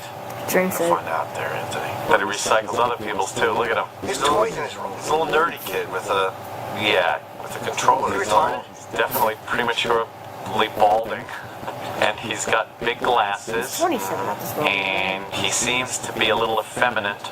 Xbox controller of He's some doing sort. interesting. And action figures all over the place. Yeah. That's over his room that is obviously in his parents' house. The man's a complete asshole. Yeah, let's find out more. On May 11th, Christian wrote an essay titled Chris Chan's Heroic Dream for Our Community, Now and in the Future, The Solution, Dating Education, in which he discussed the possible benefits of a dating education class. It was entered into the 2009 Community Support Contest, but did not win. 3 days later, Christian created a new account on ED, Chris Chan Sonichu, and made the following post on the Chris Chan Talk page on Encyclopedia Dramatica. I have learned that there was a connection between her and a state in Washington where some of you have been lurking, and that she was not found in any public records. It took me a week to recover from the crestfallen emotions, but I'm moving on with my life. Also, you'll have to catch me IRL only to troll me any further. Do you dare? Peace out, they've been trying to do Christian that, trust Listen me. Chandler. On May 15th, do you dare? Hey, Clyde, you jerk. I said in real life, not PlayStation. Also, why don't you be the man you claim to be and face me yourself? Keep sending out your prawns to do your dirty work, you coward. On May 15th, Chris removed all videos concerning Ivy, leading Clyde Cash to publicly announce that the Chris and Ivy relationship was over. On the same day, Quickville.com was hacked, and text was edited to berate Chris for his unwillingness to finish Sonichu Issue 9. Over the course of the following few days, the website was further vandalized with images of Joshua Martinez and Vanessa Hudgens, and text insinuating that they had sex. Oh no. The site was further altered with an insertion of a doctored photograph of Christian attending a gay pride parade. Oh, what the hell? The recent burst of attention Christian had gotten was unfortunately not because of Sonichu, but rather his own unusual actions. In any case, he paid little attention to the thousands of eyes watching him, and he simply carried on with his life, undoubtedly to encounter more trolls, sweethearts, challenges, and challengers. Oh no. For fuck's sake. Now podcasters were talking about him mainly because of his post saying he drank his own stuff. Yeah, that's really bad way to get attention. Even if he didn't intend to. Jesus Christ. I reckon we can push to about episode 20. Surely there's not much left of this series. Thank God Gino decided to rewind the doc so Chris can make the correct choices this time. Hearing Chris say he's guided by Jesus instead of I am Jesus is weirdly refreshing, I know. Guys, seeing the old Chris after all the horrific shit we've seen feels like a breath of fresh air. So it was all just a dream? Chris, there's still time to change! In retrospect, these episodes were basically the golden age arc of Christery. I'm almost nostalgic for them. I made good grades in high school, therefore I deserve my own Wikipedia page. Jesus Christ! Chris's delusions of grandeur are off the charts. He really thinks Delulu is a Salulu, and I can't deal with this. Disclaimer, no, Chris is not a descendant of Anne Boleyn. All of Anne's children died before having children. She has no direct descendant. Oh, yeah, so, yeah, you know, he's definitely lying. How could I have forgotten the moment Chris simultaneously confessed to regularly shitting himself and demanding that everyone treats him as an adult in the same night?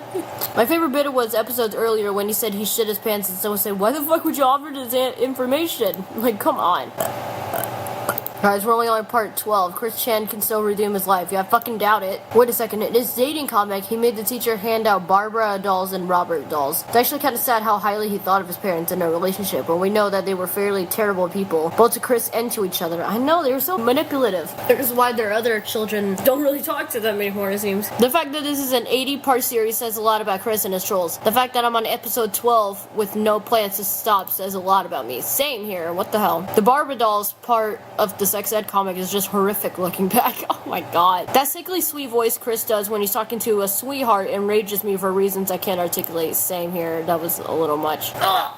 Okay, yeah, this was a recent upload. Okay, yeah, that makes sense. Chris Chan is a social enigma. An army of therapists would need to be hired in order for him to gain a basic level of humility and self-awareness. The way he talks to Ivy sounds like a serial killer that is planning to kill someone and wear their skin. In which he describes the activities they will partake in. Let's read this comment about this part of the video. Dude, I don't care what anyone says, this is one of the worst things Chris has ever shot. People praise the Liquid Saga like it pushed Chris to his limit. It was hilarious. But no one gives the Ivy Saga its due in showing just how fucking disgusting and satanically creepy Chris is at his peak. Because he seriously thought his love quest was over and that he finally got his boyfriend-free girl, letting out his true colors of how he would behave in a relationship, which is him just wanting to fuck her and doing baby voices and kitty theatrics the whole fucking way through. Which is gross, and I don't like it. It's just tragic that this is the happiest we've ever seen him. Honestly, Chris always managed to make a complete ass of himself regardless of the situation, even if people completely left him alone.